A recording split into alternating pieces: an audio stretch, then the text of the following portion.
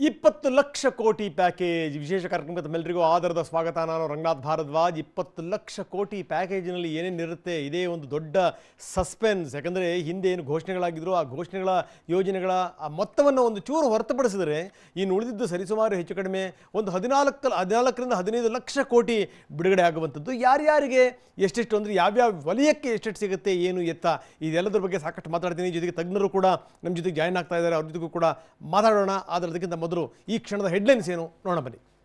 ಪ್ರತಿ ಕ್ಷಣದ ಸುದ್ದಿಗಾಗಿ ಟಿವಿ9 ಕನ್ನಡ ಚಾನೆಲ್ಗೆ ಸಬ್ಸ್ಕ್ರೈಬ್ ಆಗಿ ಬೆಲ್ ಐಕಾನ್ ಒತ್ತಿ. 20 ಲಕ್ಷ ಕೋಟಿ ಪ್ಯಾಕೇಜ್ ಏನು ಸಾಮಾನ್ಯ ಸಂಗತಿನ? ವಿಶ್ವದಲ್ಲಿ ಅತ್ಯಂತ ದೊಡ್ಡ ಪ್ಯಾಕೇಜ್ ಇದು. ಯುರೋಪಿಯನ್ ರಾಷ್ಟ್ರಗಳು ಕೂಡ ಒಕ್ಕೂಟದಲ್ಲಿ ಒಟ್ಟು ಬಿಡುಗಡೆ ಮಾಡಿದ್ವು. ಬಹುಶಃ ಇದು ಅಷ್ಟೇ ಸರಿಸುಮಾರು ಬರುತ್ತೆ. ಆದರೆ ಒಂದು ರಾಷ್ಟ್ರಕ್ಕಲ್ಲ, ಎಲ್ಲ ರಾಷ್ಟ್ರಗಳನ್ನು ಸೇರಿಸಿಕೊಂಡು ಕಂಗೆಟ್ಟ ಆರ್ಥಿಕತೆಯ ಮಧ್ಯನೇ ಮೋದಿ ಮೆಗಾ ಪ್ಯಾಕೇಜನ್ನು ಘೋಷಣೆ ಮಾಡಿರುವಂಥದ್ದು. ಇದು ಅಂತಿಂತಹ ಪ್ಯಾಕೇಜ್ ಅಲ್ಲ, ವಿಶ್ವದ ಅತ್ಯಂತ ದೊಡ್ಡ ಪ್ಯಾಕೇಜ್ಗಳಲ್ಲಿ ಒಂದು. ಕೊರೋನಾ ವಿರುದ್ಧ ಹೋರಾಟಕ್ಕೆ 20 ಲಕ್ಷ ಕೋಟಿ ರೂಪಾಯಿಗಳ ಪ್ಯಾಕೇಜನ್ನು ಘೋಷಣೆ ಮಾಡಿರುವಂಥದ್ದು. 20 ಲಕ್ಷ ಕೋಟಿ ರೂಪಾಯಿ ಪ್ಯಾಕೇಜ್ನಲ್ಲಿ ಏನೇನಿರುತ್ತೆ, ಯಾರ್ಯಾರಿಗೆ ಏನೇನು ಸಿಗುತ್ತೆ, ಯಾವ್ಯಾವ ವಲಯಗಳಿಗೆ ಏನೇನು ಕೊಡ್ತಾರೆ. ಯಾಕಂದರೆ ಘೋಷಣೆಯ ಜೊತೆಗೆ ಹೊಸ ಭಾರತದ ಕನಸನ್ನು ಕೂಡ ಮೋದಿ ಬಿಚ್ಚಿಟ್ಟಿದ್ದಾರೆ. ಸಂಕಷ್ಟದಲ್ಲಿರುವ ಅನ್ನದಾತರ ಸಾಲ ಮನ್ನಾ ಆಗುತ್ತಾ ಅನ್ನುವಂಥದ್ದು ಬಹಳ ದೊಡ್ಡ ಪ್ರಶ್ನೆ. ಯಾಕಂದರೆ ಪಾಪ ರೈತರು ಬೆಳೆದಿದ್ದಾರೆ, ಬೆಳೆಯನ್ನು ಮಾರಾಟ ಮಾಡೋಕ್ಕಾಗ್ತಿಲ್ಲ, ಕೊಳತು ಹೋಗ್ತಾ ಇದೆ ಅಂತ ಸ್ಥಿತಿ. ಇನ್ನು ಶ್ರಮಿಕರು, ಬಡವರು, ಕಾರ್ಮಿಕರಿಗೆ ಮೋದಿ ಕೊಡುವಂಥ ಗಿಫ್ಟ್ ಏನು? ಕಂಗೆಟ್ಟ ಆರ್ಥಿಕತೆಯ ಮಧ್ಯನೇ ಮೋದಿ ಮೆಗಾ ಪ್ಯಾಕೇಜಿನ ಕಹಳೆಯನ್ನು ಮೊಳಗಿಸಿರುವಂಥದ್ದು. ನಾನು ಹೇಳಿದೆ, ಇದು ಅಂತಿಂಥ ಪ್ಯಾಕೇಜ್ ಅಲ್ಲ, ಅತ್ಯಂತ ದೊಡ್ಡ ಪ್ಯಾಕೇಜ್. 20 ಲಕ್ಷ ಕೋಟಿ ರೂಪಾಯಿಗಳ ಮೆಗಾ ಪ್ಯಾಕೇಜ್.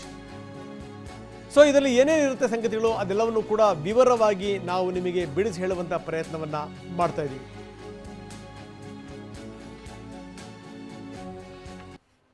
ನಾನು ಹೇಳ್ತಾ ಇದ್ದೀನಿ ಅಂತಂದರೆ ವಿಶ್ವದ ಅತ್ಯಂತ ದೊಡ್ಡ ಪ್ಯಾಕೇಜ್ಗಳಲ್ಲೊಂದು. ಅಮೆರಿಕ ಕೂಡ ಘೋಷಣೆ ಮಾಡಿದೆ, ಯುರೋಪಿಯನ್ ರಾಷ್ಟ್ರಗಳು ಘೋಷಣೆ ಮಾಡಿವೆ. ಆದರೆ ಇಷ್ಟೊಂದು ದೊಡ್ಡ ಮೊತ್ತವನ್ನು ಘೋಷಣೆ ಮಾಡಿಲ್ಲ. ಅದರಲ್ಲೂ ಆರ್ಥಿಕತೆ ಈ ರೀತಿ ಇದ್ದಂಥ ಸಂದರ್ಭದಲ್ಲಿ ಹೆಂಗೆ ಮೋದಿ ಘೋಷಣೆ ಮಾಡಿದ್ರು ಬಹಳ ಗಮನಿಸಬೇಕಾದಂಥ ಸಂಗತಿ. ಹಣವನ್ನು ಹೆಂಗೆ ಡಿವೈಡ್ ಮಾಡ್ತಾರೆ, ಯಾವ್ಯಾವ ವಲಯಕ್ಕೆ ಎಷ್ಟೆಷ್ಟು ಹಣವನ್ನು ಮೀಸಲಿಡ್ತಾರೆ, ಯಾರ್ಯಾರಿಗೆ ಅದನ್ನು ತಲುಪಿಸುವಂಥ ವ್ಯವಸ್ಥೆಗಳಾಗ್ತವೆ, ಎಷ್ಟೊಂದು ವ್ಯವಸ್ಥಿತವಾಗಿ ಇದನ್ನು ತಲುಪಿಸುವಂಥ ಪ್ರಯತ್ನಗಳಾಗ್ತವೆ. 20 ಲಕ್ಷ ಕೋಟಿನಲ್ಲಿ ಎಷ್ಟೆಷ್ಟು ಲಕ್ಷ ಕೋಟಿ ಉಳಿದಿದೆ, ಇನ್ನೆಷ್ಟು ಲಕ್ಷ ಕೋಟಿ ಉಳಿದಿದೆ, ಈಗಾಗಲೇ ಘೋಷಣೆ ಮಾಡಿರುವಂಥದ್ದು, ಹಣ ಬಿಡುಗಡೆ ಮಾಡಿರುವಂಥದ್ದು ಹೊರತುಪಡಿಸಿ ಉಳಿದಿರುವಂಥ ಎಷ್ಟು ಲಕ್ಷ ಕೋಟಿಗಳು ಉಳಿದಿದೆ ಅನ್ನುವಂಥದ್ದು ಕೂಡ ದೊಡ್ಡ ಪ್ರಶ್ನೆನೇ ಇಲ್ಲಿ. 20 ಲಕ್ಷ ಕೋಟಿ ರೂಪಾಯಿ ಪ್ಯಾಕೇಜನ್ನು ಮೋದಿಯನ್ನು ಘೋಷಣೆ ಮಾಡಿದ್ದಾರೆ. ಅದರ ವಿವರಗಳು ಇನ್ನಷ್ಟೇ ಲಭ್ಯ ಆಗಬೇಕು, ಇವತ್ತು ಅಥವಾ ನಾಳೆ. ಬಹುಶಃ ಇವತ್ತೇ ಘೋಷಣೆ ಮಾಡ್ತಾರೆ ಅಂತ ಅನ್ಸುತ್ತೆ. ನಿರ್ಮಲಾ ಸೀತಾರಾಮನ್ ಯಾವ್ಯಾವುದಕ್ಕೆ ಏನೇನು ಅನ್ನೋದನ್ನು ಘೋಷಣೆ ಮಾಡ್ತಾರೆ. ಅಂತೂ ಇಂತೂ ಇದು ಸಾಮಾನ್ಯವಾದಂಥ ಪ್ಯಾಕೇಜ್ ಅಲ್ಲ. ಇದು ನಾನು ಹೇಳ್ತಾ ಇದ್ದೆ, ಕೆಲವೊಂದು ಹಣವನ್ನು ಘೋಷಣೆ ಮಾಡಿರುವಂಥದ್ದನ್ನು ಹೊರತುಪಡಿಸಿದರೆ ಇನ್ನೂ 13.1 ಲಕ್ಷ ಕೋಟಿ ಪ್ಯಾಕೇಜ್ ಬಾಕಿ ಇರುವಂಥದ್ದು. ಹೆಚ್ಚು ಕಡಿಮೆ 13 ಲಕ್ಷ ಕೋಟಿ ರೂಪಾಯಿ ಬಾಕಿ ಇದೆ. ಇಂಥ ಸಂದರ್ಭದಲ್ಲಿ ನೋಡಿ, 5.24 ಲಕ್ಷ ಕೋಟಿ ರೂಪಾಯಿನ RBI ಘೋಷಣೆ ಮಾಡ್ತು. ಉಳಿದಂಥ 13.1 ಲಕ್ಷ ಕೋಟಿ, 13 ಲಕ್ಷ ಕೋಟಿ ಅಂತ ಅಂದ್ಕೊಳ್ಳೋಣ. 13 ಲಕ್ಷ ಕೋಟಿ ಅಂದರೆ GDPಯ ಶೇಕಡ 6.5ರಷ್ಟು ಈ ಹಣ ಇದೆಯಲ್ಲ, ಈ ಪ್ಯಾಕೇಜ್. ಇದನ್ನು ಎಷ್ಟರ ಮಟ್ಟಿಗೆ ಹಂಚ್ತಾರೆ, ಎಷ್ಟರ ಮಟ್ಟಿಗೆ ಅದನ್ನು ತಲುಪಿಸ್ತಾರೆ, ಯಾವ್ಯಾವ ಯೋಜನೆಗಳಿಗೆ ಇದನ್ನು ಬಳಸ್ತಾರೆ. ಯಾಕಂದರೆ ಎಲ್ಲ ಈ ಕೈಗಾರಿಕಾ ವಲಯದಿಂದ ಹಿಡಿದು ಕೃಷಿ ಎಲ್ಲವೂ ಕೂಡ ಕೆಟ್ಟ ಸ್ಥಿತಿಯಲ್ಲಿವೆ, ಕಷ್ಟದ ಸ್ಥಿತಿಯಲ್ಲಿವೆ. ಸೊ ಇಂಥ ಸಂದರ್ಭದಲ್ಲಿ 20 ಲಕ್ಷ ಕೋಟಿ ರೂಪಾಯಿನಲ್ಲಿ ಉಳಿದಿರುವಂಥ 13 ಲಕ್ಷ ಕೋಟಿ ರೂಪಾಯಿನ ಯಾವ್ಯಾವ ರೀತಿಯಲ್ಲಿ ಹಂಚ್ತಾರೆ, ಮುಟ್ಟಿಸ್ತಾರೆ ಅನ್ನುವಂಥದ್ದು ವೆರಿ ಇಂಪಾರ್ಟೆಂಟ್ ಸಂಗತಿ.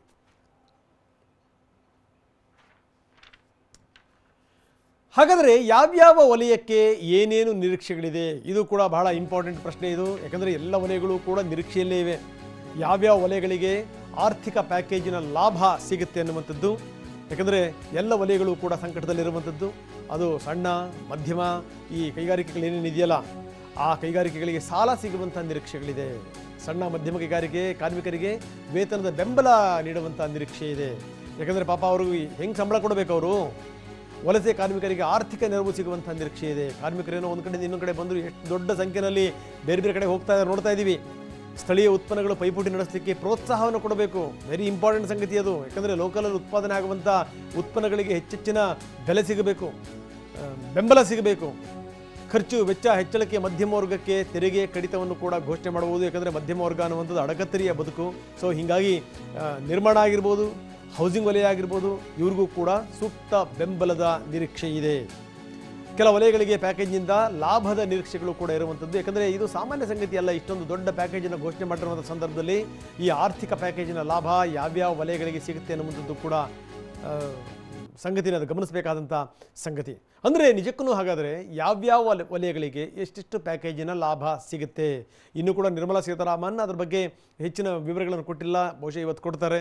ಕೊಟ್ಟಂಥ ಸಂದರ್ಭದಲ್ಲಿ ಗೊತ್ತಾಗುತ್ತೆ ಎಲ್ಲೆಲ್ಲಿಗೆ ಹಣ ತಲುಪುತ್ತೆ, ಯಾವ್ಯಾವ ರೀತಿ ತಲುಪುತ್ತೆ ಅನ್ನುವಂಥದ್ದು. ಯಾಕಂದರೆ ಈ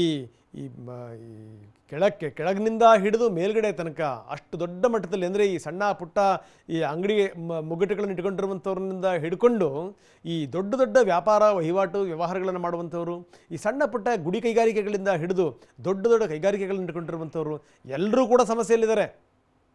ಸಮಸ್ಯೆಗಳ ಸುಳಿಯಲ್ಲಿ ಭಾರತೀಯರಿದ್ದಾರೆ. ಈ ಒಂದು ಲೆಕ್ಕದಲ್ಲಿ ಹೇಳಬೇಕು ಅಂದರೆ ಅದರಲ್ಲೂ ಈ ಕೊರೋನಾ ಹೊಡೆತ ಇದೆಯಲ್ಲ, ಇದು ಸಾಮಾನ್ಯವಾದ ಹೊಡೆತ ಅಲ್ಲ ಇದು. ಸೊ ಇಂಥ ಸಂದರ್ಭದಲ್ಲಿ ಎಷ್ಟರ ಮಟ್ಟಿಗೆ ಇದು ಪ್ರೋತ್ಸಾಹ ಕೊಡುತ್ತೆ ಅನ್ನುವಂಥದ್ದು. ಯಾಕಂದರೆ ಮೋದಿ ಬರೀ ಕೇವಲ ಏನು ಅಂತಂದರೆ ಪ್ಯಾಕೇಜನ್ನು ಮಾತ್ರ ಘೋಷಣೆ ಮಾಡಿರುವಂಥದ್ದಲ್ಲ, ಕನಸುಗಳನ್ನು ಕೂಡ ಬಿತ್ತುವಂಥ ಪ್ರಯತ್ನವನ್ನು ಮಾಡಿದ್ದಾರೆ. ನಿನ್ನೆ ಕನಸುಗಳನ್ನು ಕೂಡ ಬಿತ್ತಿದ್ದಾರೆ. ಅದು ಈ ವಿದೇಶಿ ವ್ಯಾಮೋಹವನ್ನು ಬಿಡಬೇಕು, ಈ ಸ್ಥಳೀಯವಾಗಿ ಉತ್ಪನ್ನವಾಗ್ತವಲ್ಲ ಪ್ರಾಡಕ್ಟ್ಗಳು, ಅದರ ಕಡೆಗೆ ಹೆಚ್ಚಿನ ಗಮನವನ್ನು ಕೊಡಬೇಕು ಅನ್ನುವಂಥದ್ದು, ಸ್ವದೇಶಿಯ ಕಡೆಗೆ ಹೆಚ್ಚಿನ ಗಮನವನ್ನು ಕೊಡಬೇಕು, ಬೆಂಬಲವನ್ನು ಕೊಡಬೇಕು ಅನ್ನುವಂಥದ್ದು ಮೋದಿ ಹೇಳಿದಂಥ ಮಾತಿದೆಯಲ್ಲ ನಿನ್ನೆ, ಗಮನಿಸಬೇಕಾದಂಥ ಸಂಗತಿ. ನೀವು ಇಲ್ಲಿ ಈಗ ಜಾಗತಿಕ ಮಾರುಕಟ್ಟೆಯಲ್ಲಿ ಏನು ಪೈಪೋಟಿ ಮಾಡ್ತಾ ಇದ್ದಾವೆ, ಈಗ ವರ್ಲ್ಡ್ ಬ್ರ್ಯಾಂಡ್ಗಳು ಏನೇನು ಆಗಿದೆಯಲ್ಲ ಆ ಎಲ್ಲ ಬ್ರ್ಯಾಂಡ್ಗಳು ಕೂಡ ಲೋಕಲಲ್ಲೇ ಉತ್ಪಾದನೆ ಆಗಿರುವಂಥದ್ದು. ಸ್ಥಳೀಯರದನ್ನು ಬೆಳೆಸಿದರು, ಬೆಂಬಲಿಸಿದರು. ಹೀಗಾಗಿ ಇದು ದೊಡ್ಡ ಬ್ರ್ಯಾಂಡಾಗಿ ಬೆಳೆದಿದೆ. ಹಾಗಾಗಿ ಏನಂತಂದರೆ ಈ ಸ್ವದೇಶಿ ಉತ್ಪನ್ನಗಳಿಗೆ ಹೆಚ್ಚಿನ ಬೆಂಬಲವನ್ನು ಕೊಡಬೇಕು ಅನ್ನುವಂಥದ್ದು. ಸೊ ಹಾಗಾಗಿ ಏನು ಅಂತಂದರೆ ಅವರು ಖಾದಿಯ ಉದಾಹರಣೆಯನ್ನು ಕೂಡ ಕೊಟ್ಟರು. ನಾನು ಖಾದಿ ಬಳಸ್ತಿದ್ದಂಥ ಸಂದರ್ಭದಲ್ಲಿ ಆರಂಭದಲ್ಲಿ ಒಂದು ಲೆಕ್ಕದಲ್ಲಿ ಬೆಲೆ ಇರಲಿಲ್ಲ, ಅದಾದ ನಂತರ ಕಾಂಪಿಟೇಷನ್ ಶುರು ಆಯಿತು ಅನ್ನುವಂಥದ್ದು. ಈಗ ನೋಡೋಣ 20 ಲಕ್ಷ ಆರ್ಥಿಕ ಪ್ಯಾಕೇಜ್ನಲ್ಲಿ ಯಾವ್ಯಾವ ವಲಯಕ್ಕೆ ಎಷ್ಟು ಸಿಗಬಹುದು ಅನ್ನುವಂಥದ್ದು. 20 ಲಕ್ಷವನ್ನು ವಿವಿಧ ಕ್ಷೇತ್ರಗಳಿಗೆ ಹಂಚೋದು ಹೇಗೆ? ನಿರ್ಮಲಾ ಸೀತಾರಾಮನ್ ಅವ್ರ ಬಾಯಿಂದಲೇ ಬರಬೇಕಿದು. ಆದರೆ ಎಲ್ಲ ಒಂದು ಕಡೆಗೆ ಏನು ಅಂದರೆ ಹಿಂಗೆ ಆಗಬಹುದು ಅನ್ನುವಂಥದ್ದು ಇದೆಯಲ್ಲ, ಅದನ್ನು ಮಾತ್ರ ನಾವು ತೋರಿಸುವಂಥ ಪ್ರಯತ್ನವನ್ನು ಮಾಡ್ತಾ ಇದ್ದೀವಿ. ಆರ್ಥಿಕ ಪ್ಯಾಕೇಜ್ನಲ್ಲಿ ಮೊದಲ ಆದ್ಯತೆ ಯಾರಿಗಿದೆ? ನೋ ಡೌಟ್ ಕೃಷಿಗೆ ಇರುತ್ತೆ ಅನ್ನುವಂಥದ್ದು, ನಂತರ ಇಂಡಸ್ಟ್ರಿಗಳಿಗೆ ಇರುತ್ತೆ ಅನ್ನುವಂಥದ್ದು, ಅದರಲ್ಲಿ ಸಂದೇಹನೇ ಇಲ್ಲ. ವಿವಿಧ ವಲಯಕ್ಕೆ ಹಣ ಹಂಚಿಕೆಗೆ ಇನ್ನೆಷ್ಟು ದಿನ ಬೇಕು, ಎಷ್ಟು ದಿನ ಕಾಯಬೇಕು? ಪ್ರತಿ ದಿನ ಕೆಲ ಕ್ಷೇತ್ರಗಳಿಗೆ ಹಣ ಹಂಚಿಕೆ ಮಾಡೋ ಸಾಧ್ಯತೆ ಇದೆ. ಅಂದರೆ ಹಂತ ಹಂತವಾಗಿ ಹಣವನ್ನು ಬಿಡುಗಡೆ ಮಾಡುವಂಥ ಸಾಧ್ಯತೆಗಳಿದೆ.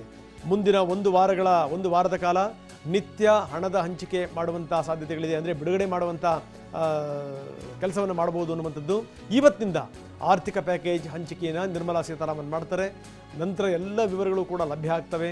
ಯಾವ್ಯಾವ ವಲಯಕ್ಕೆ ಎಷ್ಟೆಷ್ಟು ಸಿಗುತ್ತೆ, ಆರ್ಥಿಕ ಪ್ಯಾಕೇಜ್ನಲ್ಲಿ ಯಾರ್ಯಾರಿಗೆ ಯಾವ್ಯಾವ ರೀತಿಯ ಲಾಭ ಇದೆ ಅನ್ನುವಂಥದ್ದು.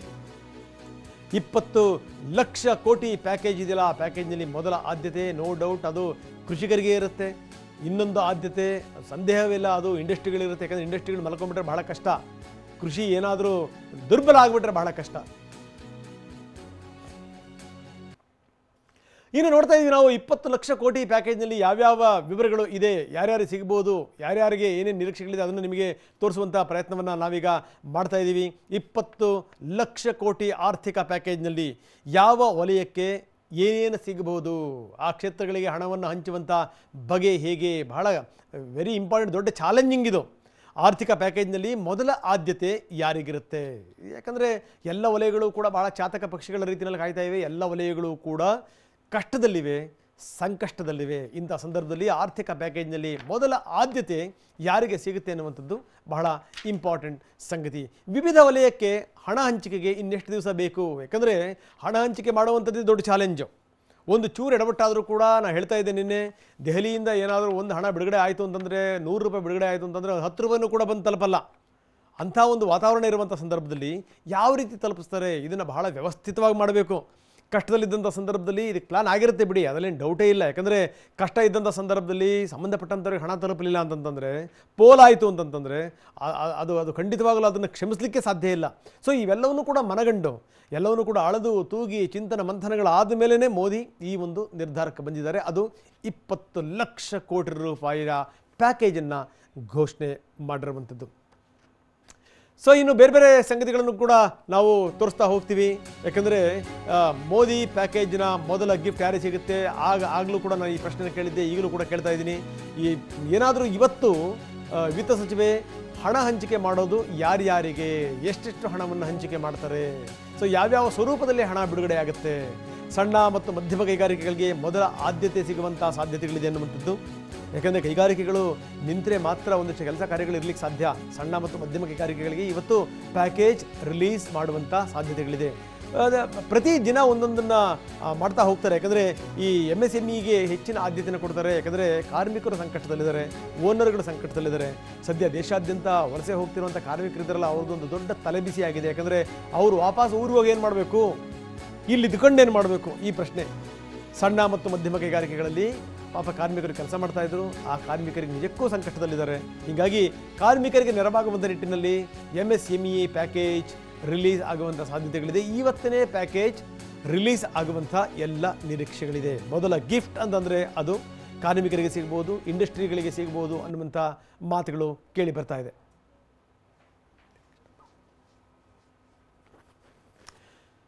ನಾನು ಹೇಳ್ತಾ ಇದ್ದೆ, ದೇಶದ ಆರ್ಥಿಕತೆ ಇಂಥ ಸಂದರ್ಭದಲ್ಲಿ ಈ ರೀತಿ ಇದ್ದಂಥ ಗಳಿಗೆನಲ್ಲಿ ಒಬ್ಬ ನಾಯಕ ಈ ರೀತಿ 20 ಲಕ್ಷ ಕೋಟಿ ರೂಪಾಯಿ ಪ್ಯಾಕೇಜನ್ನು ಘೋಷಣೆ ಮಾಡ್ತಾನೆ ಅಂತಂತಂದರೆ ಬಹುಶಃ ಎಷ್ಟು ಚರ್ಚೆಗಳಾಗಿರಬೇಕು ಈ ವಿಚಾರಕ್ಕೆ ಸಂಬಂಧಪಟ್ಟಂಗೆ, ಎಷ್ಟು ಪ್ಲಾನ್ಗಳಾಗಿರಬೇಕು, ಎಷ್ಟು ಚಿಂತನ ಮಂಥನಗಳಾಗಿರಬೇಕು. ಸ್ವಲ್ಪ ಏನಾದರೂ ಎಡವಟ್ಟಾಯಿತು ಅಂತಂದರೆ ದೇಶದ ಆರ್ಥಿಕತೆ ಬುಡಮೇಲಾಗೋಗ್ಬಿಡುತ್ತೆ, ಅಲ್ಲೋಲ ಕಲ್ಲೋಲ ಆಗುತ್ತೆ.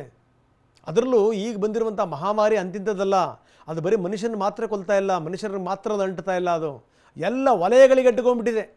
ಅದು ರೈತರಿಂದ ಹಿಡಿದು ಕೃಷಿ ವಲಯದಿಂದ ಹಿಡಿದು ನೀವು ಇಂಡಸ್ಟ್ರಿ ತನಕ ಎಲ್ಲದಕ್ಕೂ ಕೂಡ ಕೊರೋನಾ ಬಡ್ಕೊಂಡಿದೆ.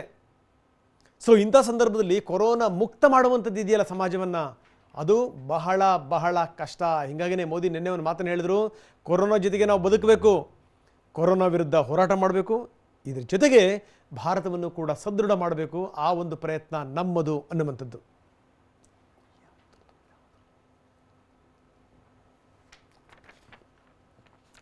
ಸೊ ಹಾಗಾದರೆ ಮೊದಲ ಆದ್ಯತೆ ಯಾರಿಗೆ ಸಿಗುತ್ತೆ? ನಾವು ಹೇಳಿದ್ವಿ ಏನು ಅಂತಂದರೆ ಕೈಗಾರಿಕೆಗಳಿಗೆ ಮೊದಲ ಆದ್ಯತೆ ಸಿಗುತ್ತೆ ಅನ್ನುವಂಥದ್ದು. ಅದನ್ನು ನಿಮಗೆ ಒಂದಷ್ಟು ವಿವರಗಳನ್ನು ಕೊಡ್ತಾ ಹೋಗ್ತೀವಿ. ಸಣ್ಣ ಮತ್ತು ಮಧ್ಯಮ ಕೈಗಾರಿಕೆಗಳಿಗೆ ಮೊದಲ ಆದ್ಯತೆ ಸಿಗುವಂಥ ಸಾಧ್ಯತೆ ಇದೆ. ಯಾಕಂದರೆ ಬಹಳ ಬಹಳ ಕಷ್ಟದಲ್ಲಿದ್ದಾರೆ ಓನರ್ಗಳಾಗಿರ್ಬೋದು, ಜೊತೆಗೆ ಕಾರ್ಮಿಕರಾಗಿರ್ಬೋದು. ಕಾರ್ಮಿಕರಿಗೆ ಸಂಬಳ ಎಲ್ಲಿಂದ ಕೊಡಬೇಕು? ಅವರು ಸಾಲ ಸೋಲ ಮಾಡ್ಕೊಂಡು ಸಾಯ್ತಾ ಇದ್ದಾರೆ. ಇಂಥ ಸಂದರ್ಭದಲ್ಲಿ ಹೆಚ್ಚಿನ ಸಾಲದ ನೆರವು ಕೂಡ ಸಿಗಬಹುದು. ಈ ಮುಖಾಂತರ ಏನು ಅಂತಂದರೆ ಕಾರ್ಮಿಕರ ಸಮಸ್ಯೆಯನ್ನು ಕೂಡ ಬಗೆಹರಿಸುವಂಥ ಪ್ರಯತ್ನಗಳಾಗಬಹುದು ಅನ್ನುವಂಥದ್ದು. ಸಣ್ಣ ಮತ್ತು ಮಧ್ಯಮ ಕೈಗಾರಿಕೆಗಳಿಗೆ ಮೊದಲ ಆದ್ಯತೆ ಸಿಗುವಂಥ ಸಾಧ್ಯತೆಗಳಿದೆ ಅನ್ನುವಂಥದ್ದು.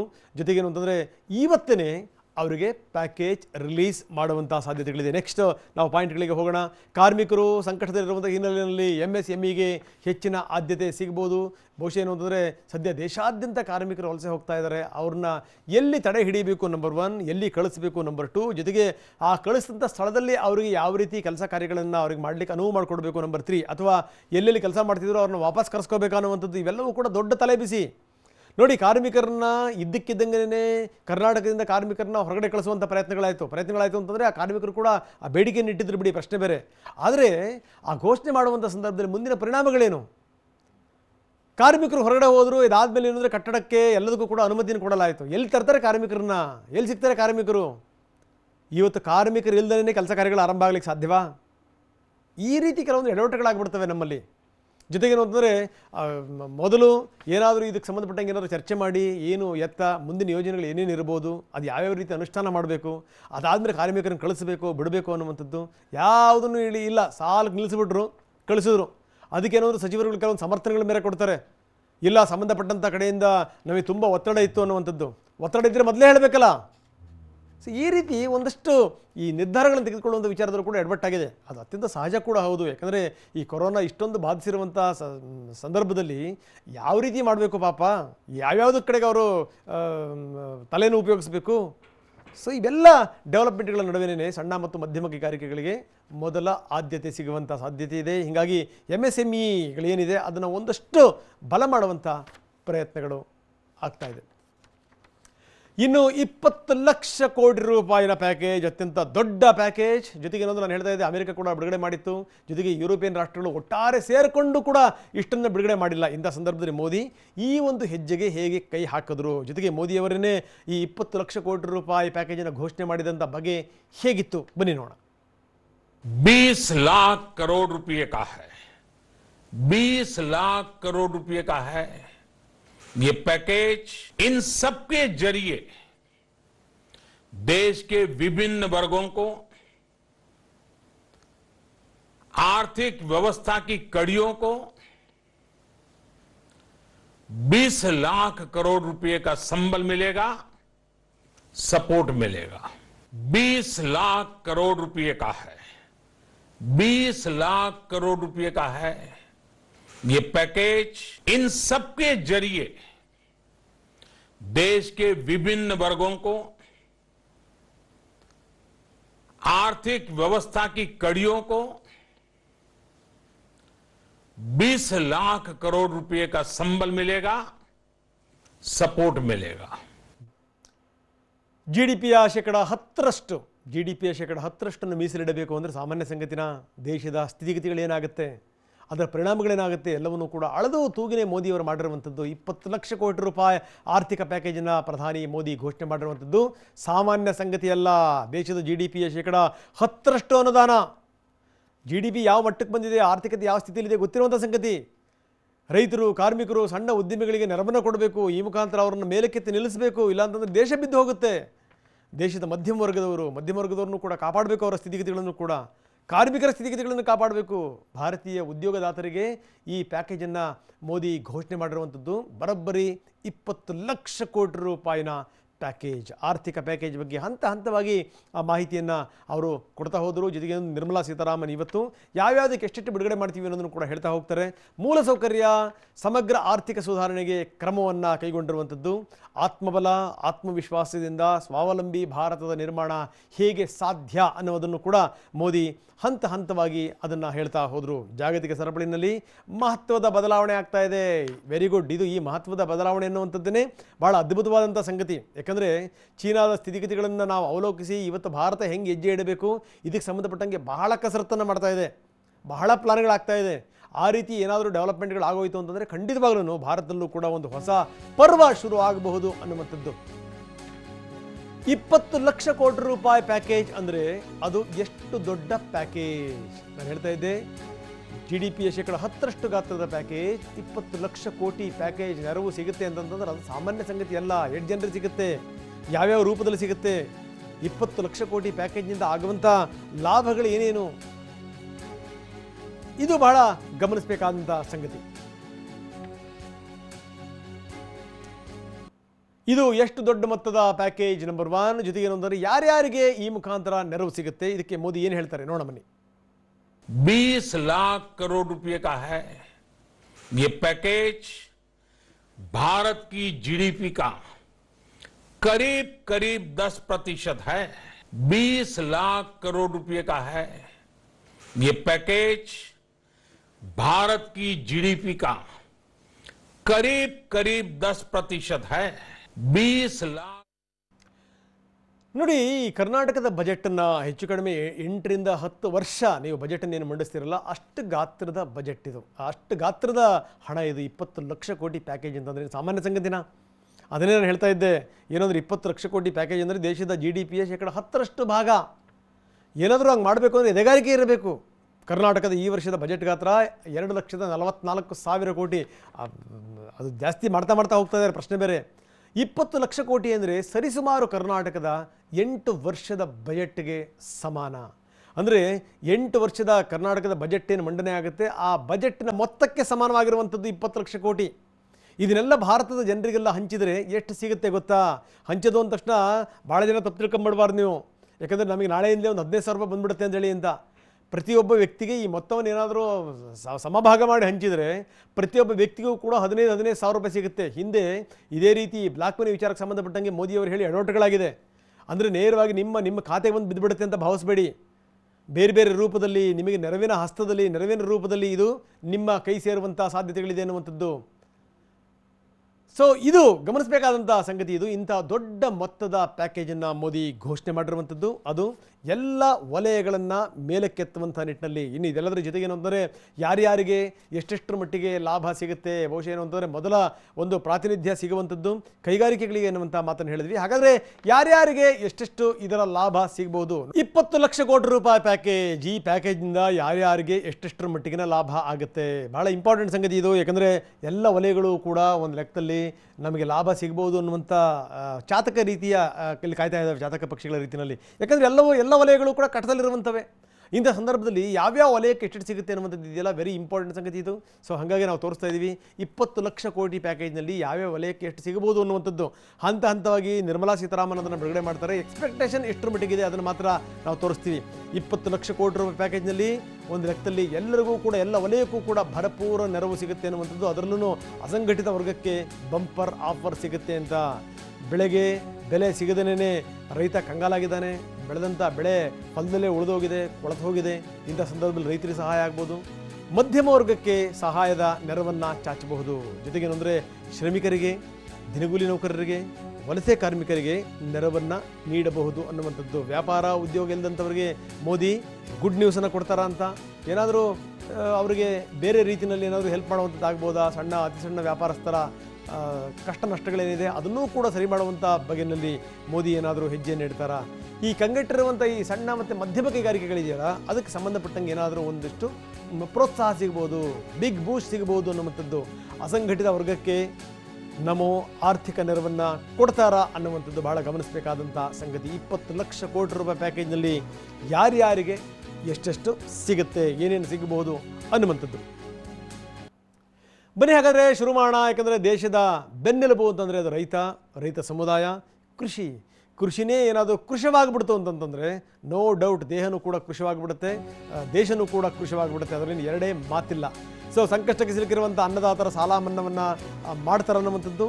ಈ ಸಾಲ ಮನ್ನಾ ಅನ್ನೋದ್ರ ಬಗ್ಗೆನೇ ಈ ದೊಡ್ಡ ದೊಡ್ಡ ಪ್ರಶ್ನೆಗಳಿದೆ. ನೋಡಬೇಕು, ಯಾಕಂದರೆ ಈ ಸಾಲ ಮನ್ನಾ ಅನ್ನೋದಿದೆಯಲ್ಲ, ಅದು ಬಹಳಷ್ಟು ಸಂದರ್ಭಗಳಲ್ಲಿ ದುರುಪಯೋಗ ಆಗಿರುವಂಥ ಸಾಧ್ಯತೆಗಳಿದೆ. ಬೆಲೆ ಕಳ್ಕೊಂಡು ಕಂಗೆಟ್ಟಿರಲ್ಲ ಅಂಥವ್ರನ್ನ ಖಂಡಿತವಾಗಲೂ ಹುಡುಕಿ ಯಾರ್ಯಾರು ಎಷ್ಟೆಷ್ಟು ಮಟ್ಟಿಗೆ ನಷ್ಟವಾಗಿದೆ ಅದನ್ನು ಸರಿಪಡಿಸುವಂಥ ನಿಟ್ಟಿನಲ್ಲಿ ಕೇಂದ್ರ ಒಂದು ಹೆಜ್ಜೆ ನೀಡಬಹುದು. ಜೊತೆಗೇನೆಂದರೆ ಕಡಿಮೆ ಬಡ್ಡಿ ದರದಲ್ಲಿ ಸಾಲವನ್ನು ಕೂಡ ಕೊಡಬಹುದು. ಜೊತೆಗೆ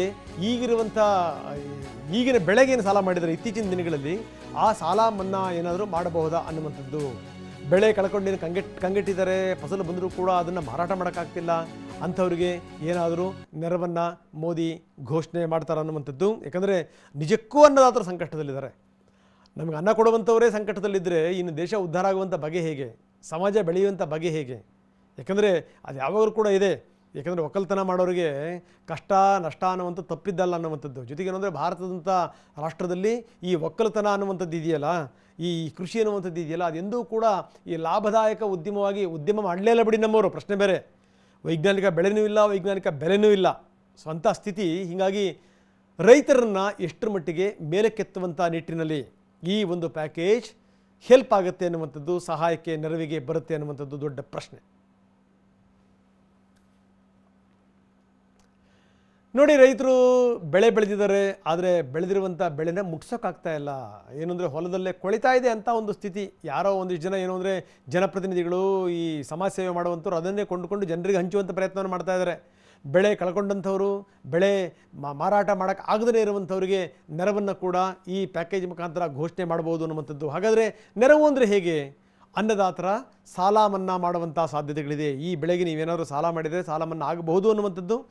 ಬೆಳೆದ ಬೆಳೆಗೆ ಉತ್ತಮವಾದಂಥ ಬೆಲೆ ಸಿಗದೇ ಇರುವಂಥ ರೈತರು ಏನು ಸಂಕಷ್ಟದಲ್ಲಿದ್ದಾರೆ, ಅಂಥ ರೈತರಿಗೆ ಪ್ಯಾಕೇಜಿನ ಲಾಭ ಸಿಗುವಂಥ ಸಾಧ್ಯತೆ ಹೆಚ್ಚಾಗಿದೆ. ಯಾಕಂದರೆ ರೈತರನ್ನ ಕೈ ಹಿಡಿತಾರೆ ಅನ್ನುವಂಥ ಒಂದು ವಿಶ್ವಾಸ ಇರುವಂಥದ್ದು. ಇನ್ನು ಬಡವರು, ಮಧ್ಯಮ ವರ್ಗದ ಜನರು, ರೈತರಿಗೆ ಈ ಪ್ಯಾಕೇಜ್ ಒಟ್ಟಾರೆಯಾಗಿ ಅನುಕೂಲ ಮಾಡಿಕೊಡುವಂಥ ಸಾಧ್ಯತೆಗಳಿದೆ. ಅಂದರೆ ರೈತರಿಗೆ ಕಡಿಮೆ ಬಡ್ಡಿ ದರದಲ್ಲಿ ಸಾಲ ಸೌಲಭ್ಯ ಸಿಗ್ಬೋದು, ಮಧ್ಯಮ ವರ್ಗದವರಿಗೆ ಒಂದಷ್ಟು ನೆರವು ಸಿಗ್ಬೋದು, ಜೊತೆಗೇನೆಂದರೆ ಕಾರ್ಮಿಕರಿಗೆ ಒಂದಷ್ಟು ಬೆಂಬಲ ಸಿಗ್ಬೋದು, ಕಂಗೆಟ್ಟಿರುವಂಥ ಮೀನುಗಾರರು ಮತ್ತು ನೇಕಾರರಿಗೂ ಕೂಡ ಗುಡ್ ನ್ಯೂಸ್ ಸಿಗಬಹುದು ಅನ್ನುವಂಥದ್ದು. ಯಾವ್ಯಾವ ರೀತಿ ಏನು ಎತ್ತ ಅವೆಲ್ಲ ರೂಪುರೇಷೆಗಳೆಲ್ಲವೂ ಕೂಡ ಸಿದ್ಧವಾಗಿದೆ. ಅದರ ಅಕಾರ್ಡಿಂಗ್ ಟು ದಟ್ ಏನು ಅಂತಂದರೆ ಪ್ರತಿ ದಿನ ಒಂದೊಂದು ವಿವರಗಳನ್ನು ವಿತ್ತ ಸಚಿವೆ ನಿರ್ಮಲಾ ಸೀತಾರಾಮನ್ ಕೊಡುವಂಥ ಸಾಧ್ಯತೆಗಳಿದೆ. ಇನ್ನು ಕಾರ್ಮಿಕರ ವಿಚಾರಕ್ಕೆ ಸಂಬಂಧಪಟ್ಟಂಗೆ ಮಾತಾಡಲೇಬೇಕು. ಕಾರ್ಮಿಕರು ಬಹಳ ಕೆಟ್ಟ ಸ್ಥಿತಿಯಲ್ಲಿದ್ದಾರೆ. ಕಾರ್ಮಿಕರಿಗೆ ಸೇವಾ ವಲಯಕ್ಕೆ ನಿಜಕ್ಕೂ ಉಡುಗೊರೆ ಸಿಗಬಹುದಾ ಈ ಪ್ಯಾಕೇಜಿನಿಂದ ಅನ್ನುವಂಥದ್ದು. ಕಾರ್ಮಿಕರ ಕೈ ಹಿಡಿತಾರಾ ಅಂತ. ಯಾಕಂದರೆ ಉದ್ಯೋಗ ಎಲ್ಲ ಒಂದು ಲೆಕ್ಕದಲ್ಲಿ ಕೈ ಕಟ್ಟಾಕ್ದಂಗೆ ಆಗಿಬಿಟ್ಟಿದೆ.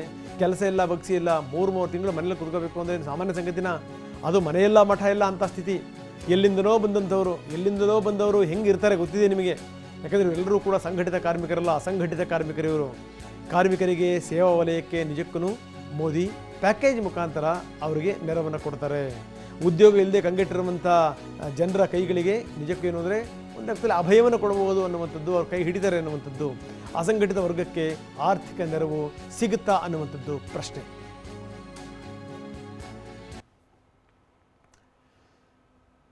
ಕಾರ್ಮಿಕರ ವಿಚಾರಕ್ಕೆ ಸಂಬಂಧಪಟ್ಟಂಗೆ ನಾವು ಆಗಲಿಂದ ಹೇಳ್ತಾ ಇದ್ದೀವಿ, ಕಾರ್ಮಿಕರು ನಿಜಕ್ಕೂ ತುಂಬ ಕೆಟ್ಟ ಸ್ಥಿತಿಯಲ್ಲಿದ್ದಾರೆ. ಅದರಲ್ಲೂ ಈ ಅಸಂಘಟಿತ ವಲಯದ ಕಾರ್ಮಿಕರಿದಾರಲ್ಲ, ಎಲ್ಲಿಂದೋ ಬಂದಿರ್ತಾರೆ ಪಾಪ, ಉತ್ತರ ಪ್ರದೇಶದಿಂದ ಬಂದಿರ್ತಾರೆ, ಬಿಹಾರದಿಂದ ಬಂದಿರ್ತಾರೆ, ಈ ರಾಜಸ್ಥಾನದಿಂದ ಬಂದಿರ್ತಾರೆ, ಬೇರೆ ಬೇರೆ ಭಾಗಗಳಿಂದ ಬಂದು ಕೆಲಸ ಮಾಡುವಂಥವ್ರು ನಿಜಕ್ಕೂ ಕೂಡ ಸಂಕಷ್ಟದಲ್ಲಿದ್ದಾರೆ. ಜೊತೆಗೆ ಏನಂದರೆ ಬರೀ ಅಷ್ಟು ಮಾತ್ರ ಅಲ್ಲ, ಈ ನಮ್ಮ ರಾಜ್ಯದಲ್ಲೇ ಈ ಬೇರೆ ಬೇರೆ ಜಿಲ್ಲೆಗಳಿಂದ ಬಂದು ಈ ಬೆಂಗಳೂರಿನಲ್ಲಿ ಕೆಲಸ ಹುಡ್ಕೊಂಡಿರುವಂಥವ್ರು, ಬೇರೆ ಬೇರೆ ಕಡೆಗೆ ಕೆಲಸ ಮಾಡ್ತಿರುವಂಥವ್ರು ಇದ್ದಾರಲ್ಲ, ಅವ್ರ ಗತಿ ಏನಾಗಬೇಕು?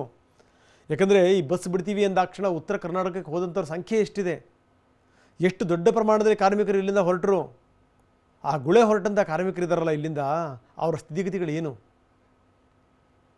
ಸೊ ಇದು ಭಾಳ ಗಮನಿಸಬೇಕಾದಂಥ ಸಂಗತಿ ಇದು. ಯಾಕಂದರೆ ಯಡಿಯೂರಪ್ಪನವರು ಕೂಡ ಒಂದು ಘೋಷಣೆ ಮಾಡಿದರು, ನಾವು ಕಾರ್ಮಿಕರನ್ನ ಕೈ ಹಿಡಿತೀವಿ ಅಂತೇಳಿ ಅಂತ. ಅದು ಆರಂಭದಲ್ಲಿ ಒಂದಷ್ಟು ಘೋಷಣೆಗಳಾಯಿತು, ಎಲ್ಲೋ ಒಂದು ಕಡೆಗೆ ನೆರವನ್ನು ಕೊಡ್ತೀವಿ ಅನ್ನುವಂಥ ಒಂದು ಮಾತಿದೆಯಲ್ಲ, ಅದು ಒಂದು ಲೆಕ್ಕದಲ್ಲಿ ಒಂದು ದೊಡ್ಡ ಒಂದು ಉತ್ಸಾಹವನ್ನು ತುಂಬಿತು, ಒಂದು ಧೈರ್ಯವನ್ನು ತುಂಬಿತು. ಆದರೆ ಈಗ ನಿಜಕ್ಕೂ ದುಡಿಯೋ ಕೈಗಳಿಗೆ ಕೆಲಸ ಸಿಗಬೇಕು, ಇಲ್ಲ ಅಂತಂದರೆ ಪಾಪ ಅವ್ರಿಗೇನಾದರೂ ನೆರವಾದರೂ ಸಿಗಬೇಕು. ಹೀಗಾಗಿ ಕಾರ್ಮಿಕರ ಕೈ ಹಿಡಿತಾರ ಮೋದಿ ಅನ್ನುವಂಥದ್ದು. ಯಾಕಂದರೆ ಕಾರ್ಮಿಕರಿಗೆ ಲಾಕ್ಡೌನ್ನಿಂದಾಗಿ ಸುಮಾರು 2.5 ತಿಂಗಳು ಪಾಪ ಕೆಲಸ ಎಲ್ಲ ಬಗ್ಸಿಲ್ಲ ಅಂತ ಒಂದು ಸ್ಥಿತಿ. ಎಂಥ ಗತಿ ಬಂದಿತ್ತು ಅವರಿಗೆ ಅಂತಂದರೆ, ಒಪ್ಪತ್ತಿನ ಊಟಕ್ಕೂ ಕೂಡ ಪರದಾಡಬೇಕು ಅಂಥ ಒಂದು ಸ್ಥಿತಿನ ಕಾರ್ಮಿಕರು ಅನುಭವಿಸ್ತಾ ಇದ್ದರು.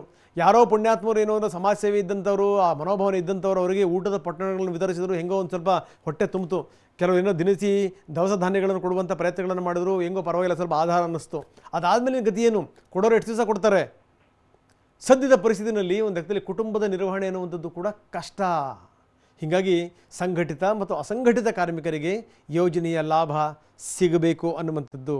ಸಿಗಬೇಕು ಅಂತಂದರೆ ಈ ಪ್ಯಾಕೇಜಿನಲ್ಲಿ ಏನೇನು ಘೋಷಣೆಗಳಾಗ್ತವೆ ಅವು ನಿಜಕ್ಕೂ ಅವರಿಗೆ ಮುಟ್ಟುವಂಥ ಪ್ರಯತ್ನಗಳಾಗಬೇಕು. ನಿರುದ್ಯೋಗದ ಸಮಸ್ಯೆ ಎದುರಿಸ್ತಿರುವಂಥವ್ರಿಗೆ ನೆರವು ಕೂಡ ಸಿಗಬೇಕು. ನಾವು ಈ ಉದ್ಯೋಗದ ಮಾತನಾಡ್ತೀವಿ, ಹಿಂಗೆ ಇರೋ ಉದ್ಯೋಗಗಳನ್ನು ಕಳ್ಕೊಂಡು ಹೋಗ್ಬಿಟ್ರೆ ಯುವಕರು ಮಾಡುವಂಥ ಕೆಲಸ ಏನು? ವಲಸಿಗ ಕಾರ್ಮಿಕರಿಗೆ ಬೆಂಬಲ ನೀಡುವಂಥ ಸಾಧ್ಯತೆಗಳು ತುಂಬ ಇಲ್ಲಿ ಹೆಚ್ಚಾಗಿದೆ. ಜೊತೆಗೆ ಸಣ್ಣ ಮಧ್ಯಮ ಕೈಗಾರಿಕೆಯಲ್ಲಿ 11 ಕೋಟಿ ಕಾರ್ಮಿಕರು ಕೆಲಸ ಮಾಡ್ತಾ ಇದ್ದಾರೆ. ಸಾಮಾನ್ಯ ಸಂಗತಿನ 11 ಕೋಟಿ ಕಾರ್ಮಿಕರು, 11 ಕೋಟಿ ಕಾರ್ಮಿಕರಿಗೆ ನೆರವನ್ನು ಕೊಡುವಂಥದ್ದು ಇದೆಯಲ್ಲ, ಸಾಮಾನ್ಯ ಸಂಗತಿ ಅಲ್ಲ ಇದು. ಸೊ ಹೀಗಾಗಿ ಎಷ್ಟರ ಮಟ್ಟಿಗೆ ಏನೇನು ಯಾವ್ಯಾವ ರೀತಿ ಈ ಯೋಜನೆಗಳು ಅವ್ರ ಕೈ ಹಿಡಿತವೆ ನೋಡೋಣ. ದೇಶದಲ್ಲಿ ಒಟ್ಟು 10 ಕೋಟಿ ವಲಸಿಗ ಕಾರ್ಮಿಕರಿದ್ದಾರೆ. ಇದೊಂದು ಗಮನಿಸಬೇಕಾದಂಥ ಸಂಗತಿ. ಒಂದು ಕಡೆಯಿಂದ ಇನ್ನೊಂದು ಕಡೆ ಕೆಲಸ ಮಾಡ್ತಿರ್ತಾರೆ. 10 ಕೋಟಿ ವಲಸಿಗ ಕಾರ್ಮಿಕರಿಗೆ ನೆರವು ಸಿಗುವಂಥ ಸಾಧ್ಯತೆಗಳಿದೆ. ಪಾಪ ಇವರೆಲ್ಲರೂ ಕೂಡ ಅಸಂಘಟಿತ ವಲಯಕ್ಕೆ ಸೇರಿದಂಥವ್ರು. ಪಾಪ ಇವರು ಯಾರು ಹೇಳೋರು ಕೇಳೋರಿಲ್ಲ, ಕರ್ಕೊಂಬಂದಿರುವಂಥವ್ರು ಸಂಬಳ ಕೊಡ್ತಾರೋ ಇಲ್ಲ ಅಂತ ಹೆಂಗೆ ಹೇಳಬೇಕು? ಅವನಿಗೆ ಕೆಲಸ ಇದ್ರೆ ತಾನೇ ಸಂಬಳ ಕೊಡೋಕ್ಕೆ ಸಾಧ್ಯ. ಸೊ ಇಂಥ ಸಂದರ್ಭದಲ್ಲಿ ಪಾಪ ಅವ್ರು ಏನು ಮಾಡಬೇಕು? ಯಾರು ಅವ್ರನ್ನ ಕೈ ಹಿಡಿಬೇಕು? ಸರ್ಕಾರವನ್ನೇ ಕೇಳಬೇಕು. ಸೊ ಹೀಗಾಗಿ ಸಂಬಂಧಪಟ್ಟಂಥ ರಾಜ್ಯ ಸರ್ಕಾರಗಳು ಒಂದಿಷ್ಟು ಕೈ ಹಿಡಿಯುವಂಥ ಪ್ರಯತ್ನವನ್ನು ಮಾಡಿದ್ದಾವೆ. ಈಗ ಕೇಂದ್ರ ಸರ್ಕಾರದ ಈ 20 ಲಕ್ಷ ಕೋಟಿ ರೂಪಾಯಿ ಪ್ಯಾಕೇಜ್ ಇದೆಯಲ್ಲ, ಆ ಪ್ಯಾಕೇಜಿನಿಂದ ಅವ್ರಿಗೆ ನಿಜಕ್ಕೂ ಹೆಲ್ಪ್ ಆಗುವಂಥ ಸಾಧ್ಯತೆಗಳು ತುಂಬ ಸ್ಪಷ್ಟವಾಗಿ ಕಾಣ್ತಾ ಇದೆ. ಇನ್ನು ಉದ್ದಿಮೆಗಳ ಸ್ಥಿತಿಗತಿಗಳು ಏನು ನೋಡಿ. ಕಾರ್ಖಾನೆಗಳು ಸಾವಿರಾರು ಕೋಟಿ ರೂಪಾಯಿ ನಷ್ಟವನ್ನು ಅನುಭವಿಸ್ತಾ ಇವೆ. ಉದ್ದಿಮೆಗಳಿಗೆ ಒಂದು ಉತ್ತೇಜನ ಕೊಡಲೇಬೇಕು. ಕೊಡಲಿಲ್ಲ ಅಂತಂದರೆ ಪಾಪ ದುಡ್ಡು ಹೆಂಗೆ ಬರೋಕ್ಕೆ ಸಾಧ್ಯ? ಬೊಕ್ಕಸ ತುಂಬೋಕ್ಕೆ ಹೆಂಗೆ ಸಾಧ್ಯ? ನಷ್ಟ ಭರಿಸ್ಕೊಳ್ಳೋದ್ರ ಜೊತೆಗೆ ಅವರ ಲಾಭದ ಕಡೆಗೂ ಕೂಡ ಬರಬೇಕಲ್ಲ. ಯಾಕಂದರೆ ಲಾಕ್ಡೌನ್ ಹಿನ್ನೆಲೆಯಲ್ಲಿ ಉತ್ಪಾದನೆ ಎನ್ನುವಂಥದ್ದು ಸಂಪೂರ್ಣ ಸ್ಥಗಿತ ಆಗಿದೆ. ಕಾರ್ಖಾನೆಗಳು ಸಾವಿರಾರು ಕೋಟಿ ರೂಪಾಯಿ ನಷ್ಟವನ್ನು ಅನುಭವಿಸ್ತಾ ಇವೆ. ಈ ದೊಡ್ಡ ದೊಡ್ಡ ಉದ್ಯಮಿಗಳು ಹೆಂಗೋ ಅವ್ರು ಮೇಂಟೈನ್ ಮಾಡ್ಕೊಂಡ್ಬಿಡ್ತಾರೆ ಪಾಪ. ಆದರೆ ಈ ಸಣ್ಣ ಪುಟ್ಟ ಈ ತಿಂಗಳ ಸಂಬಳಕ್ಕೇ ಜೋಡಿಸ್ಬೇಕು ಅನ್ನುವಂಥವ್ರ ಗತಿ ಇದೆಯಲ್ಲ, ಸಾಲ ಸೋಲ ಮಾಡ್ಕೊಂಡು ಫ್ಯಾಕ್ಟ್ರಿ ಹಾಕಿದ್ರ ಕತೆ ಮುಗಿದೋಯ್ತು ಕತೆ. ಸಾಲ ಸೋಲ ಮಾಡಿದಂಥವ್ರು ಯಾರೋ ಸಣ್ಣ ಪುಟ್ಟ ಕೈಗಾರಿಕೆಗಳನ್ನು ಶುರು ಮಾಡಿದ್ರು ಅಂತಂದರೆ ಮುಗೀತು ಕತೆ ಅಂತಲೇ ಅರ್ಥ ಪಾಪ. ಏನು ಮಾಡಬೇಕು? ಹೀಗಾಗಿ ಲಾಕ್ಡೌನ್ ಸಂದರ್ಭದಲ್ಲಿ ಏನೇನು ನಷ್ಟ ಆಗಿದೆ, ಎಷ್ಟರ ಮಟ್ಟಿಗೆ ಉತ್ಪಾದನೆ ಅನ್ನುವಂಥದ್ದು ಎಷ್ಟರ ಮಟ್ಟಿಗೆ ಸ್ಥಗಿತಗೊಂಡಿದೆ, ಅವರ ನಷ್ಟ ಕಷ್ಟಗಳು ಏನೇನು, ಅದಕ್ಕೆ ಒಂದಷ್ಟು ಬಲ ತುಂಬುವಂಥ ಪ್ರಯತ್ನಗಳಾಗಬೇಕು. ನಾವಿದ್ದೀವಿ ಅನ್ನುವಂಥ ಒಂದು ಧೈರ್ಯವನ್ನು ತುಂಬುವಂಥ ಕೆಲಸ ಆಗಬೇಕು. ನಷ್ಟ ಭರಿಸೋದ್ರ ಜೊತೆಗೆ ಅವರ ಲಾಭದ ಹಳಿಗೂ ಕೂಡ ಬರಬೇಕು. ಉತ್ಪಾದನೆ ಶುರು ಆಗಬೇಕು. ಉತ್ಪಾದನೆ ಆದಂಥ ವಸ್ತುಗಳು ಸಂಬಂಧಪಟ್ಟಂಥವ್ರ ಕೈಗೆ ತಲುಪಬೇಕು. ಈ ಮುಖಾಂತರ ಲಾಭ ಬರಬೇಕು. ಸೊ ಇದೆಲ್ಲದಕ್ಕೆ ಸಂಬಂಧಪಟ್ಟಂಗೆ ಎಷ್ಟರ ಮಟ್ಟಿಗೆ ಈ ಪ್ಯಾಕೇಜ್ ಹೆಲ್ಪ್ ಮಾಡುತ್ತೆ ನೋಡಬೇಕು.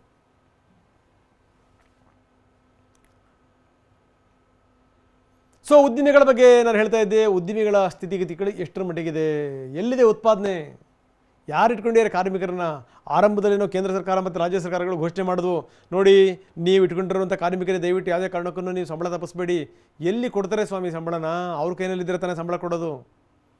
ಲಾಕ್ಡೌನ್ ಹಿನ್ನೆಲೆಯಲ್ಲಿ ಉತ್ಪಾದನೆ ಅನ್ನುವಂಥದ್ದು ಉತ್ಪಾದನೆ ಮಾಡಿ ಇಟ್ಕೊಂಡಾದರೂ ಏನು ಮಾಡಬೇಕು? ಕಾರ್ಖಾನೆಗಳು ಸಾವಿರಾರು ಕೋಟಿ ರೂಪಾಯಿ ನಷ್ಟವನ್ನು ಅನುಭವಿಸೋದು. ನಾನು ಹೇಳ್ತಾ ಇದ್ದೆ, ದೊಡ್ಡ ದೊಡ್ಡ ಕಾರ್ಖಾನೆಗಳು ಓಕೆ, ಅಟ್ಲೀಸ್ಟ್ ಹೆಂಗೋ ನಿಭಾಯಿಸ್ಕೋತಾರೆ, ಅವರಿಗೆ ಹಿನ್ನೆಲೆ ಇರುತ್ತೆ. ಒಂದು ಸಣ್ಣ ಪುಟ್ಟ ಉದ್ಯಮಿಗಳು ಏನು ಮಾಡಬೇಕು? ಸೊ ಈ ರೀತಿ ಉದ್ಯಮಿಗಳಿಗೆ ಉತ್ತೇಜನ ಕೊಡುವಂಥ ಪ್ರಯತ್ನಗಳಾಗಬೇಕು. ಕಾರ್ಮಿಕರಿಗೆ ದುಡ್ಡು ಬರಬೇಕು, ಪಾಪ ಅವರಿಗೆ ಸಂಬಳ ಬರಬೇಕು, ಸಾರಿಗೆ ಬರಬೇಕು. ನಷ್ಟ ಭರಿಸ್ಕೊಳ್ಳೋದ್ರ ಜೊತೆಗೆ ಈ ಉತ್ಪಾದನೆ ಶುರು ಆಗಬೇಕಲ್ಲ, ಶುರುವಾದಂಥ ಉತ್ಪಾದನೆ ಇದೆಯಲ್ಲ, ಆ ಉತ್ಪಾದನೆ ಜನರಿಗೆ ಮುಟ್ಟಬೇಕಲ್ಲ. ಸೊ ಎಲ್ಲ ನಿಟ್ಟಿನಲ್ಲಿ ಮೋದಿ ಪ್ಯಾಕೇಜ್ ನೆರವನ್ನು ಕೊಡ್ಬೋದು ಅಂತ ನೋಡಿ ನಾವು ನೋಡ್ತಾ ಇದ್ದೀವಿ. ಈ ಪಟ್ಟಿ ಅನ್ನುವಂಥದ್ದು ಹನುಮಂತನ ಬಾಲದ ಥರ ಬೆಳೀತಾ ಇದೆ. ಯಾರ್ಯಾರಿಗೆ ತೃಪ್ತಿ ಮಾಡಬೇಕು, ಬಹಳ ಗಮನಿಸಬೇಕಾದಂಥ ಸಂಗತಿ ಇದು. ಇನ್ನು ಮಧ್ಯಮ ವರ್ಗದವರು, ಅಡಕತ್ತರಿಯ ಬದುಕು ಮಧ್ಯಮ ವರ್ಗದವ್ರದ್ದು. ಯಾಕಂದರೆ ಅವರು ಯಾರಿಗೂ ಕೇಳಂಗಿಲ್ಲ, ಪಾಪ ಬಿಡಂಗಿಲ್ಲ, ಅವರು ಎಂದೂ ಶ್ರೀಮಂತರಾಗಲ್ಲ, ಎಂದು ಏನು ಅಂತಂತಂದರೆ ಯಾರಾದರೂ ನಮಗೆ ನೆರವು ಕೊಡಲಿ ಅಂತ ಪಾಪ ಭಾವಿಸುವಂಥವ್ರು ಅಲ್ಲ ಅಂಥ ಒಂದು ಸ್ಥಿತಿ. ಮಧ್ಯಮ ವರ್ಗದ ಕುಟುಂಬಸ್ಥರಿಗೆ ಇದು ನೆರವನ್ನು ಕೊಡಬಹುದು. ಲಾಕ್ಡೌನ್ನಿಂದ ಲಕ್ಷಾಂತರ ಸಂಖ್ಯೆಯಲ್ಲಿ ಜನ ಪಾಪ ಉದ್ಯೋಗ ಕಳ್ಕೊಂಡಿದ್ದಾರೆ. ಹಲವು ಕುಟುಂಬಗಳು ಹೊಟ್ಟೆ ತುಂಬಿಸ್ಕೊಳ್ಳಿಕ್ಕೆ ಪರದಾಡ್ತಾ ಇವೆ. ವ್ಯಾಪಾರ ವಹಿವಾಟಿಗೆ ಸಾಲದ ನೆರವು ಸಿಗುವಂಥ ಸಾಧ್ಯತೆಗಳಿದೆ ಅನ್ನುವಂಥದ್ದು. ಮಧ್ಯಮ ವರ್ಗದ ಕುಟುಂಬಸ್ಥರಿಗೆ ಉದ್ಯೋಗ ಸಿಗಬೇಕು, ಉದ್ಯೋಗ ಸಿಗದೇ ಏನು ಕೂಡ ಆಗಲಿಕ್ಕೆ ಸಾಧ್ಯ ಇಲ್ಲ. ಲಾಕ್ಡೌನ್ನಿಂದ ಬಹಳಷ್ಟು ಜನ ಈಗಾಗಲೇ ಕೆಲಸ ಕಳ್ಕೊಂಡು ಮನೇಲಿ ಕೂತ್ಕೊಂಡಿದ್ದಾರೆ, ಪರದಾಡ್ತಾ ಇದ್ದಾರೆ ಪಾಪ ಹೊಟ್ಟೆ ತುಂಬಿಸ್ಕೊಳ್ಳೋಕ್ಕೂ ಕೂಡ. ಸೊ ಇಂಥ ಸ್ಥಿತಿನಲ್ಲಿ ಈ ವ್ಯಾಪಾರ ವಹಿವಾಟಿಗೆ ಅವರಿಗೆ ನೆರವನ್ನು ನೀಡಬೇಕು. ಮಧ್ಯಮ ವರ್ಗದ ಕುಟುಂಬಸ್ಥರಿಗೆ ಒಂದಷ್ಟು ನೆರವು ಸಿಗಬೇಕು. ಈ ಮುಖಾಂತರ ಏನು ಅಂತಂದರೆ ಅವ್ರನ್ನ ಒಂದಷ್ಟು ಅವರಿಗೆ ಧೈರ್ಯ ತುಂಬುವಂಥ ಪ್ರಯತ್ನಗಳು ಕೂಡ ಆಗಬೇಕು. ಸರ್ ಹೇಳ್ತಾ ಇದೆ ಮಧ್ಯಮ ವರ್ಗದ ಸ್ಥಿತಿಗತಿಗಳನ್ನ ಅದನ್ನು ವರ್ಚುವಲ್ ಮುಖಾಂತರ ನಿಮಗೆ ತೋರಿಸ್ತೀವಿ ನಾವು, ಗ್ರಾಫಿಕ್ಸ್ ಮುಖಾಂತರ. ಅಂದರೆ ಎಷ್ಟರ ಮಟ್ಟಿಗೆ ಭಾಳ ಕಷ್ಟದಲ್ಲಿದ್ದಾರೆ ಅನ್ನುವಂಥದ್ದು. ಯಾಕಂದರೆ ಕೆಲಸ ಕಾರ್ಯಗಳಿಲ್ಲ, ಕೆಲಸ ಕಳ್ಕೊಂಡಿದ್ದಾರೆ, ಲಕ್ಷಾಂತರ ಸಂಖ್ಯೆಯಲ್ಲಿ ಜನಗಳು ಉದ್ಯೋಗ ಕಳ್ಕೊಂಡಿದ್ದಾರೆ. ನಾನು ಹೇಳ್ತಾ ಇದ್ದೆ ಅವ್ರದ್ದು ಅಡಕತ್ತರಿ ಬದುಕವ್ರದ್ದು, ಅಲ್ಲೂ ಇಲ್ಲ ಇಲ್ಲೂ ಇಲ್ಲ ಅನ್ನುವಂಥ ಸ್ಥಿತಿ. ಯಾಕಂದರೆ ಯಾವ ಸವಲತ್ತುಗಳು ಕೂಡ ಅಷ್ಟು ಸುಲಭವಾಗಿ ಅವ್ರಿಗೆ ಸಿಗಲ್ಲ. ಬಹಳಷ್ಟು ಜನ ಕುಟುಂಬಗಳು ಪಾಪ ಒಂದು ಹೊತ್ತಿನ ಊಟ ಮಾಡೋದು ಹೆಂಗಪ್ಪ ಅಂತ ಯೋಚನೆ ಮಾಡ್ತಾ ಇವೆ ಅಂಥ ಸ್ಥಿತಿ. ಹೀಗಾಗಿ ಅವ್ರೇನಾದರೂ ವ್ಯಾಪಾರ ವಹಿವಾಟು ಮಾಡಬೇಕು ಅಂತಂದರೆ ಹೊಸದಾಗಿ ಸಾಲದ ನೆರವು ಸಿಗಬೇಕು ಅವರಿಗೆ. ಆ ಸಾಲದ ನೆರವು ಬಹುಶಃ ಈ ಪ್ಯಾಕೇಜ್ ಮುಖಾಂತರ ಏನಾದರೂ ಸಿಗುವಂಥ ಸಾಧ್ಯತೆಗಳಿದೆ ಅನ್ನುವಂಥದ್ದು. ಮಧ್ಯಮ ವರ್ಗದ ಕುಟುಂಬಸ್ಥರಿಗೆ ಉದ್ಯೋಗ ಸಿಗಬೇಕು, ಉದ್ಯೋಗ ಇರಲಿಲ್ಲ ಅಂತಂದರೆ ಹೊಟ್ಟೆ ತುಂಬೋದು ಹೆಂಗೆ ಸಾಧ್ಯ? ಸೊ ಇದೆಲ್ಲದರ ಬಗ್ಗೆಯೂ ಕೂಡ ಮೋದಿ ಪ್ಯಾಕೇಜನ್ನು ಘೋಷಣೆ ಮಾಡಿದ್ದಾರೆ. ಪ್ಯಾಕೇಜ್ ಎಷ್ಟರ ಮಟ್ಟಿಗೆ ನೆರವನ್ನು ನೀಡುತ್ತೆ ಅನ್ನುವಂಥದ್ದು. ಜೊತೆಗೇನು ಅಂತಂದರೆ ಈ ಕೇವಲ ನಾವು ಕೆಲವೊಂದು ವಿವರಗಳನ್ನು ಮಾತ್ರ ಕೊಟ್ವಿ. ಇನ್ನು ಓವರಾಲಾಗೆ ಅಂದರೆ ಎಷ್ಟರ ಮಟ್ಟಿಗೆ ಯಾವ್ಯಾವ ರೀತಿ ನೆರವು ಸಿಗ್ಬೋದು ಅದನ್ನು ಕೂಡ ನೋಡೋಣ. PM ಕಿಸಾನ್ ಸಮ್ಮಾನ್ ನಿಧಿ ಯೋಜನೆಗೆ 12 ಕೋಟಿ ರೈತರು ನೋಂದಣಿ ಮಾಡ್ಕೊಂಡಿದ್ದಾರೆ. 40 ಕೋಟಿ ಜನರಿಗೆ ನೆರವು ಬೇಕಾಗಿದೆ. ದೇಶದ 12 ಕೋಟಿ ರೈತರಿಗೆ ನೆರವು ಸಿಗುವಂಥ ಸಾಧ್ಯತೆ ಇದೆ ಅನ್ನುವಂಥದ್ದು. ಸಣ್ಣ ಮಧ್ಯಮ ಕೈಗಾರಿಕೆಯಲ್ಲಿ 11 ಕೋಟಿ ಕಾರ್ಮಿಕರು ಕೆಲಸ ಮಾಡ್ತಾ ಇದ್ದಾರೆ. ಆ 11 ಕೋಟಿ ಕಾರ್ಮಿಕರಲ್ಲಿ 10 ಕೋಟಿ ಬೇರೆ ಬೇರೆ ಕಡೆ ಬಂದು ಕೆಲಸ ಮಾಡ್ತಿರುವಂಥವ್ರು ಅಸಂಘಟಿತ ಕಾರ್ಮಿಕರು. ಸೊ ಅಂಥವ್ರು ಎಲ್ಲರಿಗೂ ಕೂಡ ನೆರವು ಸಿಗುವಂಥ ಸಾಧ್ಯತೆಗಳಿದೆ ಅನ್ನುವಂಥದ್ದು. ದೇಶದಲ್ಲಿ ಒಟ್ಟು ನಾನು ಹೇಳಿದೆ 10 ಕೋಟಿ ವಲಸಿಗ ಕಾರ್ಮಿಕರು ಇರುವಂಥದ್ದು 11 ಕೋಟಿನಲ್ಲಿ. ಈ 11 ಕೋಟಿ ಜನರಿಗೆ, 10 ಕೋಟಿ ವಲಸಿಗ ಕಾರ್ಮಿಕರು ಸೇರಿಕೊಂಡು 11 ಕೋಟಿ ಜನರಿಗೆ ನೆರವು ಸಿಗುವಂಥ ನಿರೀಕ್ಷೆಗಳಿದೆ ಅನ್ನುವಂಥದ್ದು ಭಾಳ ಗಮನಿಸಬೇಕಾದಂಥ ಸಂಗತಿ. ಇನ್ನು ಹೋಟೆಲ್ ಮುಚ್ಕೊಂಡು ಹೋಗಿವೆ, ಪ್ರವಾಸೋದ್ಯಮ ಅನ್ನುವಂಥದ್ದು ನೆಲ ಕಚ್ಚಿದೆ, ಯಾರು ಹೋಗುವಂಥ ಧೈರ್ಯವನ್ನು ಕೂಡ ಮಾಡಲ್ಲ ಬಿಡಿ. ಹೆಚ್ಚು ಕಡಿಮೆ 3,80,00,000 ಕಾರ್ಮಿಕರಲ್ಲಿ ಕೆಲಸ ಮಾಡ್ತಾ ಇದ್ದಾರೆ ಹೋಟೆಲ್ನಲ್ಲಿ, ಪ್ರವಾಸೋದ್ಯಮ ಇಲಾಖೆಗಳಲ್ಲಿ. ಏನು ಮಾಡ್ತಾರೆ ಪಾಪ. ಇನ್ನು ಜವಳಿ ಉದ್ಯಮದಲ್ಲಿ 4.5 ಕೋಟಿ ಕಾರ್ಮಿಕರು ಕೆಲಸ ಮಾಡ್ತಾ ಇದ್ದಾರೆ. 4.5 ಕೋಟಿ ಎಲ್ಲ ವರ್ಗದ ಜನರು ಕೂಡ ನಮಗೆ ನೆರವು ಸಿಗ್ಬೋದು ಅನ್ನುವಂಥ ನಿರೀಕ್ಷೆಯಲ್ಲಿ ಪಾಪ ಕಾಯ್ತಾ ಇದ್ದಾರೆ. ಅಂಥವ್ರು ನೆರವು ಸಿಗಬೇಕು. ಒಟ್ಟು 41 ಕೋಟಿ ಜನರಿಗೆ 20 ಲಕ್ಷ ಕೋಟಿಯ ಪ್ಯಾಕೇಜ್ನಲ್ಲಿ ನೆರವು ಸಿಗುವಂಥ ನಿರೀಕ್ಷೆಗಳಿದೆ. 41 ಕೋಟಿ ಜನರಿಗೆ ಸಿಗಬೇಕು 20 ಲಕ್ಷ ಕೋಟಿ ಪ್ಯಾಕೇಜ್ನಲ್ಲಿ. ಇದು ಬಹಳ ಗಮನಿಸಬೇಕಾದಂಥ ಸಂಗತಿ. ನಾವು ಇದು ಹೇಳಿದಷ್ಟು ಸುಲಭ ಅಲ್ಲ ಇದು. ಯಾಕಂದರೆ ಈ ಹೇಳಿರುವಷ್ಟು ಸುಲಭ ಅಲ್ಲ. ಯಾಕಂದರೆ ಎಲ್ಲವನ್ನೂ ಕೂಡ ನಿಭಾಯಿಸುವಂಥದ್ದಿದೆಯಲ್ಲ, ನಿಭಾಯಿಸುವಂಥದ್ದು ಬಹಳ ದೊಡ್ಡ ಕೆಲಸ ಇದು. ಯಾರ್ಯಾರನ್ನು ತೃಪ್ತಿ ಮಾಡ್ತೀರಿ? ಯಾಕಂದರೆ ಒಬ್ಬರಿಗೆ ಏನಾದರೂ ಕೊಟ್ಟಂಥ ಸಂದರ್ಭದಲ್ಲಿ ಇನ್ನೊಂದಿಷ್ಟು ಜನ ಅಸಮಾಧಾನಗೊಳ್ಳುವಂಥ ಸಾಧ್ಯತೆಗಳಿದೆ. ಅಯ್ಯೋ ನಾವೇನೋ ನಿರೀಕ್ಷೆಯಲ್ಲಿ ಇದ್ವಪ್ಪ ಅನ್ನುವಂಥದ್ದು. ಸೊ ಇಂಥ ಸಂದರ್ಭದಲ್ಲಿ ಯಾರ್ಯಾರಿಗೆ ಯಾವ್ಯಾವ ವಲಯಗಳಿಗೆ ಎಷ್ಟೆಷ್ಟು ಘೋಷಣೆ ಆಗುತ್ತೆ, ಯಾವ್ಯಾವ ರೀತಿಯಲ್ಲಿ ಮುಟ್ಟಿಸ್ತಾರೆ ಅನ್ನುವಂಥದ್ದು ಇದೆಯಲ್ಲ, ಅದು ದೊಡ್ಡ ವಿಷಯ. ಇನ್ನು ಲಾಕ್ಡೌನ್ ಕಂಟಿನ್ಯೂ ಆಗುತ್ತಾ, ಕಂಟಿನ್ಯೂ ಆಗಲ್ವಾ ಅನ್ನುವಂಥದ್ದು ಮೋದಿ ನಿನ್ನೆ ಹೇಳ್ತಾರೆ. ಲಾಕ್ಡೌನ್ ಕಂಟಿನ್ಯೂ ಆಗುತ್ತೆ, ಆದರೆ ಬೇರೆ ರೂಪದಲ್ಲಿ ಕಂಟಿನ್ಯೂ ಆಗುತ್ತೆ ಅನ್ನುವಂಥದ್ದು. ಯಾವ ರೀತಿ ಇರುತ್ತೆ ಆ ಸ್ವರೂಪ? 20 ಲಕ್ಷ ಕೋಟಿ ಪ್ಯಾಕೇಜನ್ನು ಘೋಷಣೆ ಮಾಡಿದ್ರು. ಜನಗಳಿಗೆ, ಬಹಳಷ್ಟು ಜನರಿಗೆ ನಿರೀಕ್ಷೆ ಇದೆ, ಎಲ್ಲ ವಲಯಗಳಿಗೆ ನಿಜಕ್ಕೂ ನಮಗೆ ನೆರವು ಸಿಗುತ್ತೆ ಅನ್ನುವಂಥದ್ದು. ಆದರೆ ಈ ನೆರವು ಸಿಗೋದ್ರ ಜೊತೆಗೆ ಭಾಳಷ್ಟು ಒಂದು ದೊಡ್ಡ ಪ್ರಶ್ನೆ ಇದೆ. ಏನು ಅಂತಂದರೆ ಲಾಕ್ಡೌನ್ ಕಂಟಿನ್ಯೂ ಆಗುತ್ತಾ ಅನ್ನುವಂಥದ್ದು. ಯಾಕಂದರೆ ಲಾಕ್ಡೌನ್ ಭಾಗ 1 ಆಯಿತು, ಲಾಕ್ಡೌನ್ 2 ಆಯಿತು, 3 ಆಯಿತು, ಇನ್ನು 4ನೇ ಭಾಗ. ಹಿಂಗೆ ಲಾಕ್ಡೌನ್ ಮಾಡ್ತಾ ಹೋಗ್ಬಿಟ್ರೆ ಗತಿ ಏನಾಗಬೇಕು? ಅದು ಕೂಡ ದೊಡ್ಡ ಪ್ರಶ್ನೆನೇ. ಸೊ ಹೀಗಾಗಿ ಈ ಲಾಕ್ಡೌನ್ ಕಂಟಿನ್ಯೂ ಆಗುತ್ತಾ ಅನ್ನುವಂಥದ್ದು. ಲಾಕ್ಡೌನ್ 4.0 ಹೆಂಗಿರುತ್ತೆ, ಯಾವ್ಯಾವ ರೂಲ್ಸ್ ಬರುತ್ತೆ? ಮೋದಿಯವರು ಹೇಳ್ತಾರೆ ಹೌದು ಲಾಕ್ಡೌನ್ ಕಂಟಿನ್ಯೂ ಆಗುತ್ತೆ, ಆದರೆ ಲಾಕ್ಡೌನ್ನ ಸ್ವರೂಪ ಬೇರೆ ಇರುತ್ತೆ. ಆ ಲಾಕ್ಡೌನನ್ನು ನಾವು ಬೇರೆ ರೀತಿಯಲ್ಲಿ ನಾವು ಜಾರಿ ಮಾಡಬೇಕು ಅನ್ನುವಂಥದ್ದು, ಬೇರೆ ರೀತಿ ಅನ್ನೋದಾದರೆ ಹೇಗೆ? ಹಾಗಾದರೆ ಇದು ಭಾಳ ಗಮನಿಸಬೇಕಾದಂಥ ಸಂಗತಿ ಇದು.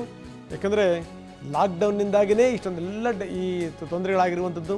ಯಾವಾಗ ಕೊರೋನಾ ಬಂತಲ್ಲ, ಕೊರೋನಾ ಬಂದಾದಮೇಲೆ ಲಾಕ್ಡೌನ್ಗಳು ಮೇಲಿಂದ ಮೇಲೆ ಲಾಕ್ಡೌನ್ಗಳಾಯ್ತಲ್ಲ, ದೇಶ ಹೀಗೆ ಸ್ತಬ್ಧವಾಗಿಬಿಟ್ರೆ ಗತಿ ಏನಾಗಬೇಕು?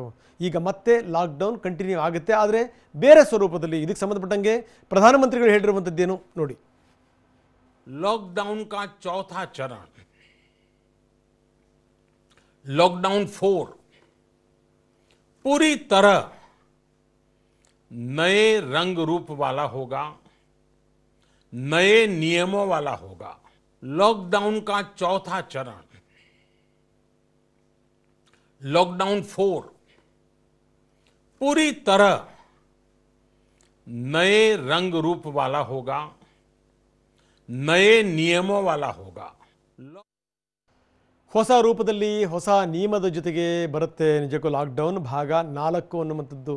ಭಾಳ ದೊಡ್ಡ ಪ್ರಶ್ನೆ ಇಲ್ಲಿ ಅಂತಂದರೆ ಯಾವ ರೀತಿ ಇರುತ್ತೆ ಅದು ಲಾಕ್ಡೌನ್. ಯಾಕಂದರೆ ಈ ಲಾಕ್ಡೌನ್ನಿಂದಲೇ ಜನ ಬೇಸತ್ತೋಗಿದ್ದಾರೆ, ಯಾವಾಗ ಮನೆಯಿಂದ ಹೊರಗಡೆ ಬರ್ತೀವಪ್ಪ ಅನ್ನುವಂಥದ್ದು. ಹಾಗಾದರೆ ನಿಜಕ್ಕೂ ಲಾಕ್ಡೌನ್ 4 ಇದೆಯಲ್ಲ, 4ನೇ ಹಂತ, ಆ 4ನೇ ಹಂತವನ್ನು ಕೂಡ ಮೋದಿ ಘೋಷಣೆ ಮಾಡಿದ್ದಾರೆ. ಆದರೆ ಲಾಕ್ಡೌನ್ನ ಸ್ವರೂಪ ಬೇರೆ ಇರುತ್ತೆ. ಮೇ 18ರಿಂದ ಲಾಕ್ಡೌನ್ 4ನೇ ಹಂತ ಜಾರಿಯಾಗುತ್ತೆ. ದೇಶನೇ ಸ್ತಬ್ಧವಾಗುವಂಥದ್ದಲ್ಲ, ಅದು ಈ 4ನೇ ಹಂತ ಇದೆಯಲ್ಲ, ಅದು ಸಂಪೂರ್ಣವಾಗಿ ಹೊಸದಾಗಿರುತ್ತೆ ಅಂತ, ಹೊಸ ರೂಪದಲ್ಲಿರುತ್ತೆ ಅನ್ನುವಂಥದ್ದು. ಲಾಕ್ಡೌನ್ನ ಮಾರ್ಗಸೂಚಿ ಮೇ 18ಕ್ಕೂ ಮೊದಲನೇ ಪ್ರಕಟ ಆಗುವಂಥ ಸಾಧ್ಯತೆಗಳಿದೆ. ಅಂದರೆ ಈ 3 ಏನು ಎಂಡ್ ಆಗುತ್ತಲ್ಲ, ಅದರ ಒಳಗಡೆನೇ ಅದರ ಮಾರ್ಗಸೂಚಿ ಪ್ರಕಟ ಆಗುತ್ತೆ. ಆ ಮಾರ್ಗಸೂಚಿಯ ಪ್ರಕಾರ ಏನೇನು ಇರುತ್ತೆ ಅನ್ನುವಂಥದ್ದು ಭಾಳ ಇಂಪಾರ್ಟೆಂಟ್ ಸಂಗತಿ. ಯಾಕಂದರೆ ಒಂದು ಮಾತನ್ನು ಹೇಳಿದ್ದಾರೆ, ಇರಲೇಬೇಕು ಲಾಕ್ಡೌನ್ ಇರಬೇಕು, ಜೊತೆಗೆ ಏನಂದರೆ ಕೊರೋನಾ ಜೊತೆಗೆ ನಾವು ಹೋರಾಟ ಮಾಡಬೇಕು, ಕೊರೋನಾ ಇಟ್ಕೊಂಡೇ ನಾವು ಹೋರಾಟ ಮಾಡಬೇಕು. ಇದೆಲ್ಲದರ ಜೊತೆಗೆ ದೇಶವನ್ನು ಕಟ್ಟುವಂಥ ವಿಚಾರಕ್ಕೆ ಸಂಬಂಧಪಟ್ಟಂಗೂ ಕೂಡ ನಾವು ಹೋರಾಟ ಮಾಡಬೇಕು. ಇಲ್ಲಾಂದರೆ ಬೇರೆ ಮಾರ್ಗ ಇಲ್ಲ. ದೇಶವನ್ನು ಹಿಂಗೆ ಸ್ತಬ್ಧ ಮಾಡಿ ಕೂಡಿಸ್ಲಿಕ್ಕೆ ಸಾಧ್ಯನಾ? ಅದರಲ್ಲೂ ಇಂಥ ಜನಗಳನ್ನ ಕಟ್ಕೊಂಡು ನಮ್ಮ ಜನಗಳಿಗೆ ಸುಮ್ಮನೆ ನೆಟ್ಟಿಗೆ ಇರ್ರೆಯ ಮನೆಯಲ್ಲಿ ಅಂತ ಇರೋಕ್ಕೆ ಸಾಧ್ಯ ಇಲ್ಲ. ಅಷ್ಟರ ಮಟ್ಟಿಗೆ ಅವ್ರದ್ದು ಆರ್ಭಟಗಳು. ಇನ್ನು ಕೆಲವರು ಕೊಡ್ತಿರೋಂಥ ಕಾಟಗಳಿದೆಯಲ್ಲ, ನೆನ್ನೆ ತಬ್ಲಿಗಿಗಳು ತಪ್ಪಿಸ್ಕೊಂಡು ಹೋಗ್ಯಾರೆ. ಎಲ್ಲಿ ಹುಡುಕ್ತೀರಿ ಅವ್ರನ್ನ? ಎಲ್ಲಿಂದ ಕರ್ಕೊಂಬರ್ತೀರಿ? ಸೊ ಹೀಗಾಗಿ ಹಿಂಗೆ ಏನಾದರೂ ಈ ದೇಶವನ್ನೇ ಬಾಗಲಕ್ಕಂಡಿರೋಕ್ಕೆ ಸಾಧ್ಯನೇ ಇಲ್ಲ. ಹೀಗಾಗಿ ಏನಾದರೂ ಒಂದು ಆಗಲೇಬೇಕು ಅನ್ನುವಂಥದ್ದು. ಬರೀ ಇಷ್ಟು ಮಾತ್ರ ಅಲ್ಲ, ಏನು ಅಂದರೆ ತಂತ್ರಜ್ಞಾನದ ಬಗ್ಗೆನೂ ಕೂಡ ಮಾತಾಡಿದ್ದಾರೆ. ಭಾರತೀಯರು ಸ್ವಾವಲಂಬಿಗಳು ಅಂತ ಕೂಡ ಮೋದಿ ಹೇಳಿರುವಂಥದ್ದು. ಆತ್ಮನಿರ್ಭರ ಭಾರತ, ಈ ಮುಖಾಂತರ ಮುಂದಿನ ಗುರಿ ಏನು, ಮುಂದಿನ ಲಕ್ಷ್ಯ ಏನು ಅನ್ನೋದ್ರ ಬಗ್ಗೆನೂ ಕೂಡ ಹೇಳಿರುವಂಥದ್ದು. ದೇಶ ಅಭಿವೃದ್ಧಿ ಆಗಬೇಕು ಅಂತಂದರೆ ಸ್ವದೇಶಿ ಮಂತ್ರ ಅದನ್ನು ಜಪಿಸಲೇಬೇಕು ಅಂತ ಮೋದಿ ಹೇಳಿದ್ದಾರೆ. ಅದು ಸತ್ಯ. ಅದು ಯಾಕಂದರೆ ಚೀನಾ ಹೆಂಗೆ ಬಲಾಢ್ಯವಾಯ್ತಲ್ಲ, ಅದೇ ಒಂದು ಮಾರ್ಗಗಳನ್ನು ಭಾರತವು ಕೂಡ ಅನುಸರಿಸುವಂಥ ಎಲ್ಲ ಸಾಧ್ಯತೆಗಳಿದೆ. ಜಗತ್ತಿನ ಎಲ್ಲ ಒಳ್ಳೆಯ ಸಂಗತಿಗಳು ಯಾವ್ಯಾವ ಇದೆಯಲ್ಲ, ಆ ಎಲ್ಲ ಒಳ್ಳೆಯ ಸಂಗತಿಗಳು ಕೂಡ ಭಾರತಕ್ಕೆ ಬರಬೇಕು ಅನ್ನುವಂಥ ಗುರಿ ಎಲ್ಲ ಒಂದು ಕಡೆಗೆ ಮೋದಿಯವರಿಗೆ ಇದ್ದಂಗೆ ಕಾಣ್ತಾ ಇದೆ. ಹೀಗಾಗಿ ಅವರು ನಿರ್ಭರ ಭಾರತದ ಮಾತನ್ನು ಆಡಿದ್ದಾರೆ. ಆತ್ಮನಿರ್ಭರ ಭಾರತ ಮಾತ್ರ ಒಂದು ಲೆಕ್ಕದಲ್ಲಿ ಏನು ಅಂತ ನಮ್ಮನ್ನು ಮೇಲೆ ಕೆತ್ತಬಲ್ಲದು ಅನ್ನುವಂಥದ್ದು. ಸೊ ವೇದಗಳಲ್ಲಿ ತುಂಬ ಅದ್ಭುತವಾಗಿ ಹೇಳಿದೆ. ಜಗತ್ತಿನ ಒಳ್ಳೆ ಸಂಗತಿಗಳೇನು ಅಂದರೆ ಋಗ್ವೇದದಲ್ಲಿ ಹೇಳುತ್ತೆ, ಜಗತ್ತಿನ ಒಳ್ಳೆ ಸಂಗತಿಗಳು ಎಲ್ಲವೂ ಕೂಡ ಬರಬೇಕು, ನಿಮ್ಮ ಮನೆಯ ಕಿಟಕಿ ಭಾಗಗಳನ್ನು ತೆರೆದಿಟ್ಟಿರಿ ಅಂತ. ಈಗ ಕಿಟಕಿ ಭಾಗಗಳನ್ನು ತೆರೆಯೋಕ್ಕೂ ಕೂಡ ಭಯವೇ ನಮಗೆ, ಯಾಕಂದರೆ ಎಲ್ಲಿ ಕೊರೋನಾ ಬಂದ್ಬಿಡುತ್ತೆ ಅನ್ನುವಂಥದ್ದು. ಅವ್ರು ಹೇಳಿರುವಂಥದ್ದು ನಮ್ಮ ಮನಸ್ಸಿನ ಕಿಟಕಿ ಭಾಗಗಳನ್ನು ನಾವು ತೆರೀಬೇಕು. ನಾವು ಈ ಮುಖಾಂತರ ಏನು ಅಂತಂದರೆ ಜಗತ್ತಿನ ಎಲ್ಲ ಒಳ್ಳೆಯ ಸಂಗತಿಗಳು, ಜಗತ್ತಿನ ಎಲ್ಲ ಒಳ್ಳೆಯದು ಕೂಡ ನಮ್ಮಲ್ಲಿ ಬರಬೇಕು. ಕೆಟ್ಟದನ್ನು ಬಿಟ್ಬಿಡೋಣ, ಒಳ್ಳೆ ಸಂಗತಿಗಳು ಏನೇನಿದೆ ಅದನ್ನು ನಾವು ಫಾಲೋ ಮಾಡೋಣ ಅನ್ನುವಂಥದ್ದು. ಚೀನಾದಲ್ಲಿರುವಂಥ ಕೆಲವೊಂದು ಸಂಗತಿಗಳು, ಚೀನಾ ಹೆಂಗೆ ಅದನ್ನು ತನ್ನ ದೇಶವನ್ನು ಬಲಾಢ್ಯ ಮಾಡ್ಕೊಳ್ಳಿಕ್ಕೆ ಪ್ರಯತ್ನ ಪಡ್ತಲ್ಲ, ಸೊ ಅದೆಲ್ಲವನ್ನೂ ಕೂಡ ಈಗ ಭಾರತದಲ್ಲೂ ಕೂಡ ಅದು ಬರುವಂಥ ಸಾಧ್ಯತೆಗಳಿದೆ, ಅದರಲ್ಲಿ ಡೌಟೇ ಇಲ್ಲ. ಜೊತೆಗೇನು ಅಂತಂದರೆ ವಿಶ್ವದ ಬೇರೆ ಬೇರೆ ರಾಷ್ಟ್ರಗಳು, ಮುಂದುವರೆದ ರಾಷ್ಟ್ರಗಳು ಏನೇನು ಮಾಡಿವೆ ಅವೆಲ್ಲ ಸೂತ್ರಗಳನ್ನು ಕೂಡ ಅನುಸರಿಸ್ಕೊಂಡು ಒಂದು ಲೆಕ್ಕದಲ್ಲಿ ಬೇರೆ ರೀತಿಯ ಭಾರತವನ್ನು ಕಟ್ಟಬೇಕು ಅನ್ನುವಂಥ ಮನಸ್ಸು ಮೋದಿಯವರಲ್ಲಿ ಎದ್ದು ಕಾಣ್ತಾ ಇದೆ. ಇದಕ್ಕೆ ಸಂಬಂಧಪಟ್ಟಂಗೆ ಮೋದಿಯವರು ಹೇಳಿರುವಂಥದ್ದು ಏನು ಬನ್ನಿ ನೋಡೋಣ. हम पिछली शताब्दी से ही लगातार सुनते आए हैं कि 21वीं सदी हिंदुस्तान की है। हमें कोरोना से पहले की दुनिया को, कोरोना संकट के बाद भी दुनिया में जो स्थितियां बन रही हैं उसे भी हम निरंतर देख रहे हैं। जब हम दोनों कालखंडों को भारत के नजरिए से देखते हैं तो लगता है कि 21वीं सदी भारत की हो ये हमारा सपना ही नहीं, ये हम सभी की जिम्मेदारी भी है। इस दायित्व को 130 करोड़ देशवासियों की प्राण शक्ति से ही ऊर्जा मिलेगी। आत्मनिर्भर भारत का ये युग हम भारतवासी के लिए नूतन प्रण भी होगा, नूतन पर्व भी होगा। अब एक नई प्राण शक्ति, नई संकल्प शक्ति, उसे लेकर के हमें आगे बढ़ना है। ಪ್ರಾಣಶಕ್ತಿ ಮತ್ತು ಸಂಕಲ್ಪದ ಶಕ್ತಿ ಬಗ್ಗೆ ಹೇಳಿದ್ರು. ಏನಂತಂದರೆ ಹೊಸ ಭಾರತವನ್ನು ಕಟ್ಟಲೇಬೇಕು. ಆ ಭಾರತ ಕಟ್ಟುವಂಥದ್ದು ಹೆಂಗೆ ಅಂತಂತಂದರೆ ನಮ್ಮದು ಆತ್ಮನಿರ್ಭರ ಭಾರತ ಆಗಬೇಕು. ಅದು ಒಂದು ರೀತಿಯಲ್ಲಿ ಆ ಸಂಕಲ್ಪ ಆಗಬೇಕು.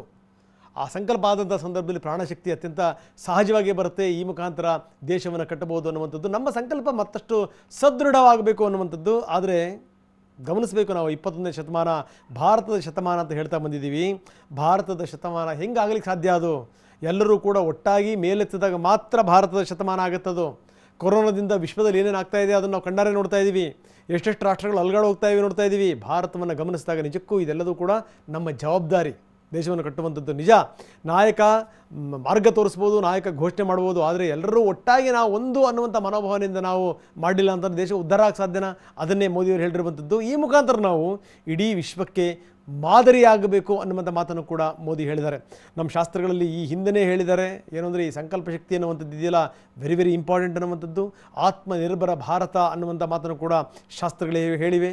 ಜೊತೆಗೇನು ಅಂತಂದರೆ ಈ ಪ್ರಾಣವಾಯು ಹೆಂಗೆ ಬರುತ್ತೆ ಅನ್ನುವಂಥದ್ದು, ಪ್ರಾಣಶಕ್ತಿ ಹೆಂಗೆ ಬರುತ್ತೆ ಅನ್ನುವಂಥದ್ದು, ಸ್ವಾವಲಂಬಿ ಭಾರತ ಇವತ್ತು ಪ್ರಬಲವಾಗಿದೆ. ಅದನ್ನು ಇನ್ನಷ್ಟು ಪ್ರಬಲ ಮಾಡಬೇಕು, ಇನ್ನಷ್ಟು ಸಬಲ ಮಾಡಬೇಕು. ಆ ಒಂದು ಜವಾಬ್ದಾರಿ ನಮ್ಮ ಮೇಲಿದೆ. ಅಂದರೆ ಈ ವಿಶ್ವದಲ್ಲಿ ಭಾರತ ಬದಲಾಗ್ತಿದೆ ಅನ್ನುವಂಥ ರೀತಿಯಲ್ಲಿ ಒಂದು ಮನೋಭಾವನೆಗಳು ಬರ್ತಾ ಇದೆ. ಭಾರತದ ಮೂಲ ಚಿಂತನೆ ಇದೆಯಲ್ಲ, ಅದು ಇಡೀ ವಿಶ್ವಕ್ಕೆ ಆಶಾಕಿರಣ ಅನ್ನುವಂಥ ಮಾತನ್ನು ಕೂಡ ಪ್ರಧಾನಮಂತ್ರಿಗಳು ಹೇಳಿರುವಂಥದ್ದು. ಇದೆಲ್ಲದಕ್ಕೂ ಕಾರಣ ಭಾರತದ ಸಂಸ್ಕೃತಿಯೇ ಸ್ವಾವಲಂಬನೆಗೆ ಕಾರಣ ಅನ್ನುವಂಥದ್ದು. ವಿಶ್ವವೇ ಒಂದು ಪರಿಹಾರ ಅನ್ನೋದಕ್ಕೆ ನಾವೇ ಉದಾಹರಣೆ.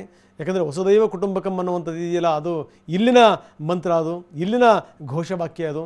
ಸೊ ಇದನ್ನೇ ಮೋದಿಯವರು ಕೂಡ ಹೇಳಿರುವಂಥದ್ದು. ಇನ್ನು ಇದೆಲ್ಲದರ ಜೊತೆಗೆ ಮೋದಿಯವರು ಸಾಕಷ್ಟು ಸಂಗತಿಗಳ ಬಗ್ಗೆ ಮಾತಾಡಿದ್ದಾರೆ.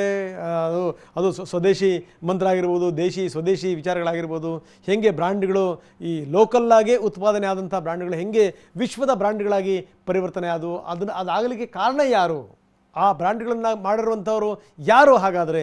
ಸೊ ಇದೆಲ್ಲದರ ಬಗ್ಗೆಯೂ ಕೂಡ ಹೇಳಿದರು. ಅದೇ ಒಂದು ಮನೋಭಾವನೆಯನ್ನು ನಾವು ಕೂಡ ಬೆಳೆಸ್ಕೋಬೇಕು. ಲೋಕಲ್ಲಿಂದ ಶುರುವಾಗಿರುವಂಥದ್ದೇ ಬಹಳ ದೊಡ್ಡ ಮಟ್ಟದಲ್ಲಿ ಬೆಳೀಲಿಕ್ಕೆ ಸಾಧ್ಯ. ಹೀಗಾಗಿ ಏನು ಅಂದರೆ ಈಗಲಿಂದಲೇ ನಾವು ಉತ್ಪಾದನೆಯನ್ನು ನಾವು ಹೆಚ್ಚೆಚ್ಚು ಮಾಡಬೇಕು. ಜೊತೆಗೆ ಸ್ವಾವಲಂಬಿ ಭಾರತವನ್ನು ಕಟ್ಟಲಿಕ್ಕೆ ನಾವು ಪ್ರಯತ್ನ ಮಾಡಬೇಕು ಅನ್ನುವಂಥ ಸಂದೇಶವನ್ನು ಕೂಡ ಮೋದಿ ಕೊಟ್ಟಿರುವಂಥದ್ದು. ಇದು 20 ಲಕ್ಷ ಕೋಟಿ ಪ್ಯಾಕೇಜ್ ವಿಶೇಷ ಕಾರ್ಯಕ್ರಮಕ್ಕೆ ಮತ್ತೊಮ್ಮೆ ತಮ್ಮೆಲ್ಲರಿಗೂ ಸ್ವಾಗತ. ಮೋದಿ ಸಾಕಷ್ಟು ಸಂಗತಿಗಳನ್ನು ಮಾತಾಡಿದ್ದಾರೆ. ಅದರಲ್ಲಿ ದೇಶವನ್ನು ಕಟ್ಟುವಂಥ ಬಗೆ ಹೇಗೆ, ಜೊತೆಗೇನು ಅಂತಂದರೆ ನಾವು ಹೇಗೆ ಈ ವಸ್ತುಗಳನ್ನು ಲೋಕಲ್ಲಿ ನಾವು ಉತ್ಪಾದನೆ ಮಾಡಬೇಕು ಅನ್ನುವಂಥದ್ದು, ಅದನ್ನು ಹೆಂಗೆ ನಾವು ವಿಶ್ವದ ಬ್ರ್ಯಾಂಡ್ಗಳನ್ನು ಮಾಡಬೇಕು ಅನ್ನೋದ್ರ ಬಗ್ಗೆಯೂ ಕೂಡ ಮೋದಿಯವರು ಮಾತಾಡಿರುವಂಥದ್ದು. ಅಂದರೆ ಈ ಸ್ವದೇಶಿ ಮತ್ತು ವಿದೇಶಿ ಆ ಪರಿಕಲ್ಪನೆಯನ್ನು ಕೂಡ ಮೋದಿ ಇಲ್ಲಿ ಇಟ್ಟಿದ್ದಾರೆ. ಪ್ಯಾಕೇಜ್ನಲ್ಲಿ ಮೇಕ್ ಇನ್ ಇಂಡಿಯಾ ಯೋಜನೆಗೆ ಬೆಂಬಲ ಕೊಡುವಂಥ ನಿಟ್ಟಿನಲ್ಲೂ ಕೂಡ ಮೋದಿ ಮಾತಾಡಿದ್ದಾರೆ. ಯಾಕಂದರೆ ಮೇಕ್ ಇನ್ ಇಂಡಿಯಾಕ್ಕೆ ಒಂದು ಬೂಸ್ಟ್ ಕೊಡಲೇಬೇಕು ಅನ್ನುವಂಥದ್ದು. ಸ್ವದೇಶಿ ವಸ್ತುಗಳ ತಯಾರಿಕೆಗೆ ಮೋದಿ ನೆರವಿನ ಹಸ್ತವನ್ನು ಕೊಡ್ತಾರಾ ಅಂತ, ಯಾಕಂದರೆ ಅವ್ರ ಮಾತಲ್ಲಿ ಅದು ತುಂಬ ಸ್ಪಷ್ಟವಾಗಿ ಗೋಚರ ಆಗ್ತಾ ಇತ್ತು. ಖಾದಿ, ಗ್ರಾಮೋದ್ಯೋಗ, ನೇಕಾರರಿಗೆ ನರೇಂದ್ರ ಮೋದಿಯವರು ನೆರವಾಗುವಂಥ ಎಲ್ಲ ಮಾತುಗಳನ್ನು ಕೂಡ ಹೇಳಿದ್ದಾರೆ. ಸ್ವದೇಶಿ ಉತ್ಪನ್ನಗಳನ್ನು ಬಳಸಲಿಕ್ಕೆ ಮೋದಿ ಕರೆ ಕೊಟ್ಟಿದ್ದಾರೆ. ಸ್ವದೇಶಿ ಉತ್ಪನ್ನಗಳ ಬಳಕೆ ಹೆಚ್ಚಾದಾಗ ಮಾತ್ರ ಭಾರತ ಸದೃಢವಾಗಲಿಕ್ಕೆ ಸಾಧ್ಯ ಅನ್ನುವಂಥ ಮಾತನ್ನು ಹೇಳಿದ್ದಾರೆ. ಸಂಕಟದ ಸಮಯದಲ್ಲಿ ದೇಶಿ ಪೂರೈಕೆ ವ್ಯವಸ್ಥೆ ಭಾರತವನ್ನು ಬದುಕಿಸಿದೆ. ವಿಶ್ವದ ಪ್ರತಿಷ್ಠಿತ ಬ್ರ್ಯಾಂಡ್ಗಳು ಆರಂಭದಲ್ಲಿ ಲೋಕಲ್ಲೇ ಆಗಿದ್ವು. ಆ ಲೋಕಲ್ ಬ್ರ್ಯಾಂಡ್ಗಳು ಹೇಗೆ ಪ್ರತಿಷ್ಠಿತ ಬ್ರ್ಯಾಂಡ್ಗಳಾದವು, ವಿಶ್ವದ ಮಟ್ಟದಲ್ಲಿ ಸುದ್ದಿ ಮಾಡಿದ್ವು. ಏನು ಅಂತಂದರೆ ಅಲ್ಲಿನ ಲೋಕಲ್ ಜನಗಳು ಅದನ್ನು ಖರೀದಿ ಮಾಡಿದ್ರು, ಅದನ್ನು ಬೆಂಬಲಿಸಿದರು, ಅದರ ಬಗ್ಗೆ ಪ್ರಚಾರ ಮಾಡಿದರು. ಸೊ ಹೀಗಾಗಿ ಅವು ದೊಡ್ಡ ದೊಡ್ಡ ಬ್ರ್ಯಾಂಡ್ಗಳಾಗಿ ಬೆಳೀಲಿಕ್ಕೆ ಸಾಧ್ಯ ಆಯಿತು. ಇದೇ ಒಂದು ಭಾವನೆಯನ್ನು ನಾವು ಕೂಡ ಬೆಳೆಸ್ಕೋಬೇಕು ಅನ್ನುವಂಥದ್ದು. ನಾನು ಖಾದಿ ಖರೀದಿ ಮಾಡಲಿಕ್ಕೆ ಮನವಿ ಮಾಡಿದಾಗ ಖಾದಿಗೆ ಬೇಡಿಕೆ ಹೆಚ್ಚಾಯಿತು. ಖಾದಿ ಒಂದು ಬ್ರ್ಯಾಂಡ್ ಆಯಿತು, ನೇಕಾರರಿಗೆ ಹೆಲ್ಪ್ ಆಯಿತು. ಸೊ ಇದನ್ನು ಕೂಡ ಮೋದಿ ಪ್ರಸ್ತಾವನೆ ಮಾಡಿದ್ದಾರೆ. ಅಂದರೆ ನಾವು ಸ್ಥಳೀಯವಾಗಿ ನಾವು ಯಾವ್ಯಾವ ವಸ್ತುಗಳನ್ನು, ಯಾವ್ಯಾವ ಉತ್ಪನ್ನಗಳನ್ನು ನಾವು ಬೆಂಬಲಿಸ್ತೀವಿ, ಆ ಉತ್ಪನ್ನಗಳ ಆಧಾರದ ಮೇಲೆ ಅದು ಬಲವಾಗ್ತಾ ಹೋಗುತ್ತೆ, ಬೆಳೆಯುತ್ತಾ ಹೋಗುತ್ತೆ ಅನ್ನುವಂಥ ಮಾತನ್ನು ಕೂಡ ಮೋದಿ ಹೇಳಿದ್ದಾರೆ. ದೇಶಿ, ಸ್ವದೇಶಿ, ಜೊತೆಗೆ ಈ ಖಾದಿ, ಇದೆಲ್ಲದರ ಬಗ್ಗೆ ಮೋದಿಯವರು ಮಾತಾಡಿರುವಂಥದ್ದೇನು ನೋಡಬನ್ನಿ. संकट के समय में लोकल ने ही हमारी डिमांड पूरी की है, हमें इस लोकल ने ही बचाया है। लोकल सिर्फ जरूरत नहीं बल्कि हम सबकी जिम्मेदारी है। समय ने हमें सिखाया है कि लोकल को हमें अपना जीवन मंत्र बनाना ही होगा। हर भारतवासी को अपने लोकल के लिए वोकल बनना है। संकट के समय में ಸೊ ಲೋಕಲ್ ವಸ್ತುಗಳಿಗೆ ಹೆಚ್ಚಿನ ಮನ್ನಣೆ ಸಿಗಬೇಕು. ಜಗತ್ತಿನ ಅತ್ಯಂತ ಅದ್ಭುತವಾದಂಥ ಬ್ರ್ಯಾಂಡ್ಗಳು ಕೂಡ ದೊಡ್ಡ ದೊಡ್ಡ ಬ್ರ್ಯಾಂಡ್ಗಳಾಗಲಿಕ್ಕೆ ಕಾರಣ ಏನು? ದೊಡ್ಡ ದೊಡ್ಡ ಬ್ರ್ಯಾಂಡ್ಗಳಾಗಲಿಕ್ಕೆ ಕಾರಣ ಇಷ್ಟೇನೇ ಅಲ್ಲಿ ಜನಗಳು ಖರೀದಿ ಮಾಡಿದ್ರು, ಅದ್ರ ಬಗ್ಗೆ ಒಳ್ಳೊಳ್ಳೆ ಮಾತಾಡಿದ್ರು, ಅದ್ರ ಬಗ್ಗೆ ಪ್ರಚಾರ ಮಾಡಿದ್ರು. ಹೀಗಾಗಿ ಏನು ಅಂತಂದರೆ ಈ ಲೋಕಲ್ ಉತ್ಪನ್ನಗಳಿದೆಯಲ್ಲ, ಈ ಲೋಕಲ್ ಅನ್ನುವಂಥದ್ದು ವೋಕಲ್ ಆಗಬೇಕು ಅನ್ನುವಂಥ ಮಾತನ್ನು ಕೂಡ ಮೋದಿಯವರು ಹೇಳಿರುವಂಥದ್ದು. ಸಂಕಟ ಸಂದರ್ಭದಲ್ಲಿ ಈ ದೇಶಿ ಪೂರೈಕೆ ವ್ಯವಸ್ಥೆ ಇದೆಯಲ್ಲ ಭಾರತವನ್ನು ಬದುಕಿಸಿದೆ. ಒಂದು ಸಂಗತಿ ನಾನು ಈ ಮಾತಲ್ಲಿ ಹೇಳಲೇಬೇಕು, ಯಾಕಂದರೆ ಅಮೆರಿಕ ನಮ್ಮ ಮೇಲೆ ದಿಗ್ಬಂಧನ ಹೇರಿದಂಥ ಸಂದರ್ಭದಲ್ಲಿ, ಅಂದರೆ ವಾಜಪೇಯಿ ಪ್ರಧಾನಮಂತ್ರಿಗಳಾಗಿದ್ದರು, ಕಲಾಂ ಅವರೇ ಅದರ ರೂವಾರಿ, ನಾವೇನು ಅಣ್ವಸ್ತ್ರದ ಪರೀಕ್ಷೆ ಮಾಡಿದ್ರಲ್ಲ ಆ ಸಂದರ್ಭದಲ್ಲಿ ಅಮೆರಿಕ ದಿಗ್ಬಂಧನ ಹಾಕ್ತು. ಆ ಸಂದರ್ಭದಲ್ಲಿ ಭಾಳ ಅದ್ಭುತವಾದಂಥ ಮಾತನ್ನು ಕಲಾಂ ಅವರು ಹೇಳಿದರು. ನೀವೇನು ನಮ್ಮನ್ನು ಬ್ಯಾನ್ ಮಾಡಿದ್ರು ಪರವಾಗಿಲ್ಲ, ನೀವೇನು ದಿಗ್ಬಂಧನಗಳನ್ನ ಹಾಕಿ ನಾವು ಸುತ್ತಮುತ್ತ ಸಮುದ್ರಗಳಿದೆ, ಮೀನು ತಿಂದ್ಕೊಂಡು ಬದುಕತ್ತೀವಿ ನಾವು ಅನ್ನುವಂಥ ಮಾತನ್ನು ಹೇಳಿದರು. ಬ್ರೆಡ್ ತಿಂದು ಬದುಕ್ತೀವಿ, ನಮ್ಮಲ್ಲಿ ಉತ್ಪನ್ನಗಳಿದೆ, ಆಹಾರ ಧಾನ್ಯಗಳಿಗೆ ಕೊರತೆ ಇಲ್ಲ, ನಾವು ಬದುಕ್ತೀವಿ ರೀ, ನಮಗೆ ಗೊತ್ತಿದೆ ಅನ್ನುವಂಥದ್ದು. ಈ ಒಂದು ಮನೋಭಾವನೆ ಬರಬೇಕು ಅನ್ನುವಂಥದ್ದು. ಅದನ್ನೇ ಮೋದಿಯವರು ಹೇಳ್ತಾರೆ ಏನು ಅಂತಂದರೆ, ಈ ಲೋಕಲ್ ಅನ್ನುವಂಥದ್ದು ಇದೆಯಲ್ಲ ಅದು ವೋಕಲ್ ಆಗಬೇಕು ಅನ್ನುವಂಥದ್ದು. ಪ್ರತಿಷ್ಠಿತ ಬ್ರ್ಯಾಂಡ್ಗಳು ಆರಂಭದಲ್ಲಿ ಲೋಕಲ್ಲೇ ಆಗಿದ್ದು, ಜನ ಅದನ್ನು ಖರೀದಿ ಮಾಡಿದ್ರು, ಅದರ ಬಗ್ಗೆ ಒಳ್ಳೊಳ್ಳೆ ಮಾತನಾಡಿದ್ರು, ಅದನ್ನು ವಿಶ್ವದ ಮಟ್ಟಕ್ಕೆ ಎತ್ಕೊಂಡು ಹೋದರು. ಆ ಒಂದು ಪ್ರಯತ್ನ ಕೂಡ ಭಾರತದಲ್ಲಿ ಆಗಬೇಕು. ಹೀಗಾಗಿ ಏನು ಅಂತಂದರೆ ಉತ್ಪನ್ನಗಳು ನಮ್ಮಲ್ಲಿ ಇಲ್ಲಿಂದ ಶುರುವಾಗಬೇಕು, ಅದು ಈ ಗಡಿಯನ್ನು ದಾಟಿ ವಿಶ್ವವನ್ನು ತಲುಪಬೇಕು ಅನ್ನುವಂಥದ್ದು. ಸ್ವದೇಶಿ ವಸ್ತುಗಳ ತಯಾರಿಕೆ ಪೂರೈಕೆ ಇದು ಆಗಬೇಕು ಅಂತ ಈ ಮುಖಾಂತರ ಎಲ್ಲ ಒಂದು ಕಡೆಗೆ ಈ ಪ್ಯಾಕೇಜ್ನಲ್ಲಿ ವಿಶೇಷವಾಗಿ ಈ ಸ್ವದೇಶಿ ವಸ್ತುಗಳಿಗೆ ನಾವು ಹೆಚ್ಚಿನ ಬೆಂಬಲವನ್ನು ಕೊಡ್ತೀವಿ ಅನ್ನುವಂಥ ಮಾತನ್ನು ಕೂಡ ಮೋದಿ ಹೇಳಿದ್ದಾರೆ ಸೂಚ್ಯವಾಗಿ. ನಾನು ಖಾದಿ ಖರೀದಿ ಮಾಡಲಿಕ್ಕೆ ಹೊರಟಂಥ ಸಂದರ್ಭದಲ್ಲಿ ಅದರ ಖಾದಿಗೆ ಬೇಡಿಕೆ ಹೆಚ್ಚಾಯಿತು, ಜೊತೆಗೆ ಏನಂದರೆ ನೇಕಾರರಿಗೂ ಕೂಡ ಹೆಲ್ಪ್ ಆಯಿತು. ಖಾದಿ ಒಂದು ಬ್ರ್ಯಾಂಡಾಗಿ ಇವತ್ತು ಬೆಳೆದು ನಿಂತಿದೆ ಅನ್ನುವಂಥ ಮಾತನ್ನು ಕೂಡ ಮೋದಿ ಹೇಳಿರುವಂಥದ್ದು. ಸೊ ಇನ್ನು ಮೋದಿಯವರು ಹೇಳಿರುವಂಥದ್ದು ಏನು ಅಂದರೆ, ಕೊರೋನಾ ಒಂದು ಲೆಕ್ಕದಲ್ಲಿ ನಮ್ಮ ಜೀವನದ ಒಂದು ಭಾಗ ಆಗೋಗ್ಬಿಟ್ಟಿದೆ. ಇಂಥ ಸಂದರ್ಭದಲ್ಲಿ ನಾವು ಕೊರೋನಾ ಜೊತೆಗೇ ಬದುಕಬೇಕು, ಇದನ್ನು ಬಿಟ್ಟರೆ ಬೇರೆ ಮಾರ್ಗಗಳಿಲ್ಲ. ಹಾಗಾದರೆ ಬದುಕುವಂಥ ಬಗೆ ಹೇಗೆ ಅನ್ನೋದ್ರ ಬಗ್ಗೆಯೂ ಕೂಡ ಮೋದಿ ಹೇಳಿದ್ದಾರೆ. ಕೊರೋನಾದ ವಿರುದ್ಧ ನಿರಂತರವಾದ ಹೋರಾಟ ಮಾಡಬೇಕು, ಈ ಮುಖಾಂತರ ಭಾರತವನ್ನು ಕೂಡ ಕಟ್ಟಬೇಕು, ಇಂಥ ಒಂದು ಸಂಕಲ್ಪ ಮೋದಿಯವರು. ಇನ್ಸೈಡ್ ಸುದ್ದಿ ಸೋಮವಾರದಿಂದ ಶನಿವಾರ ಸಂಜೆ 7 ಗಂಟೆಗೆ TV9 ನಲ್ಲಿ ಮಾತ್ರ.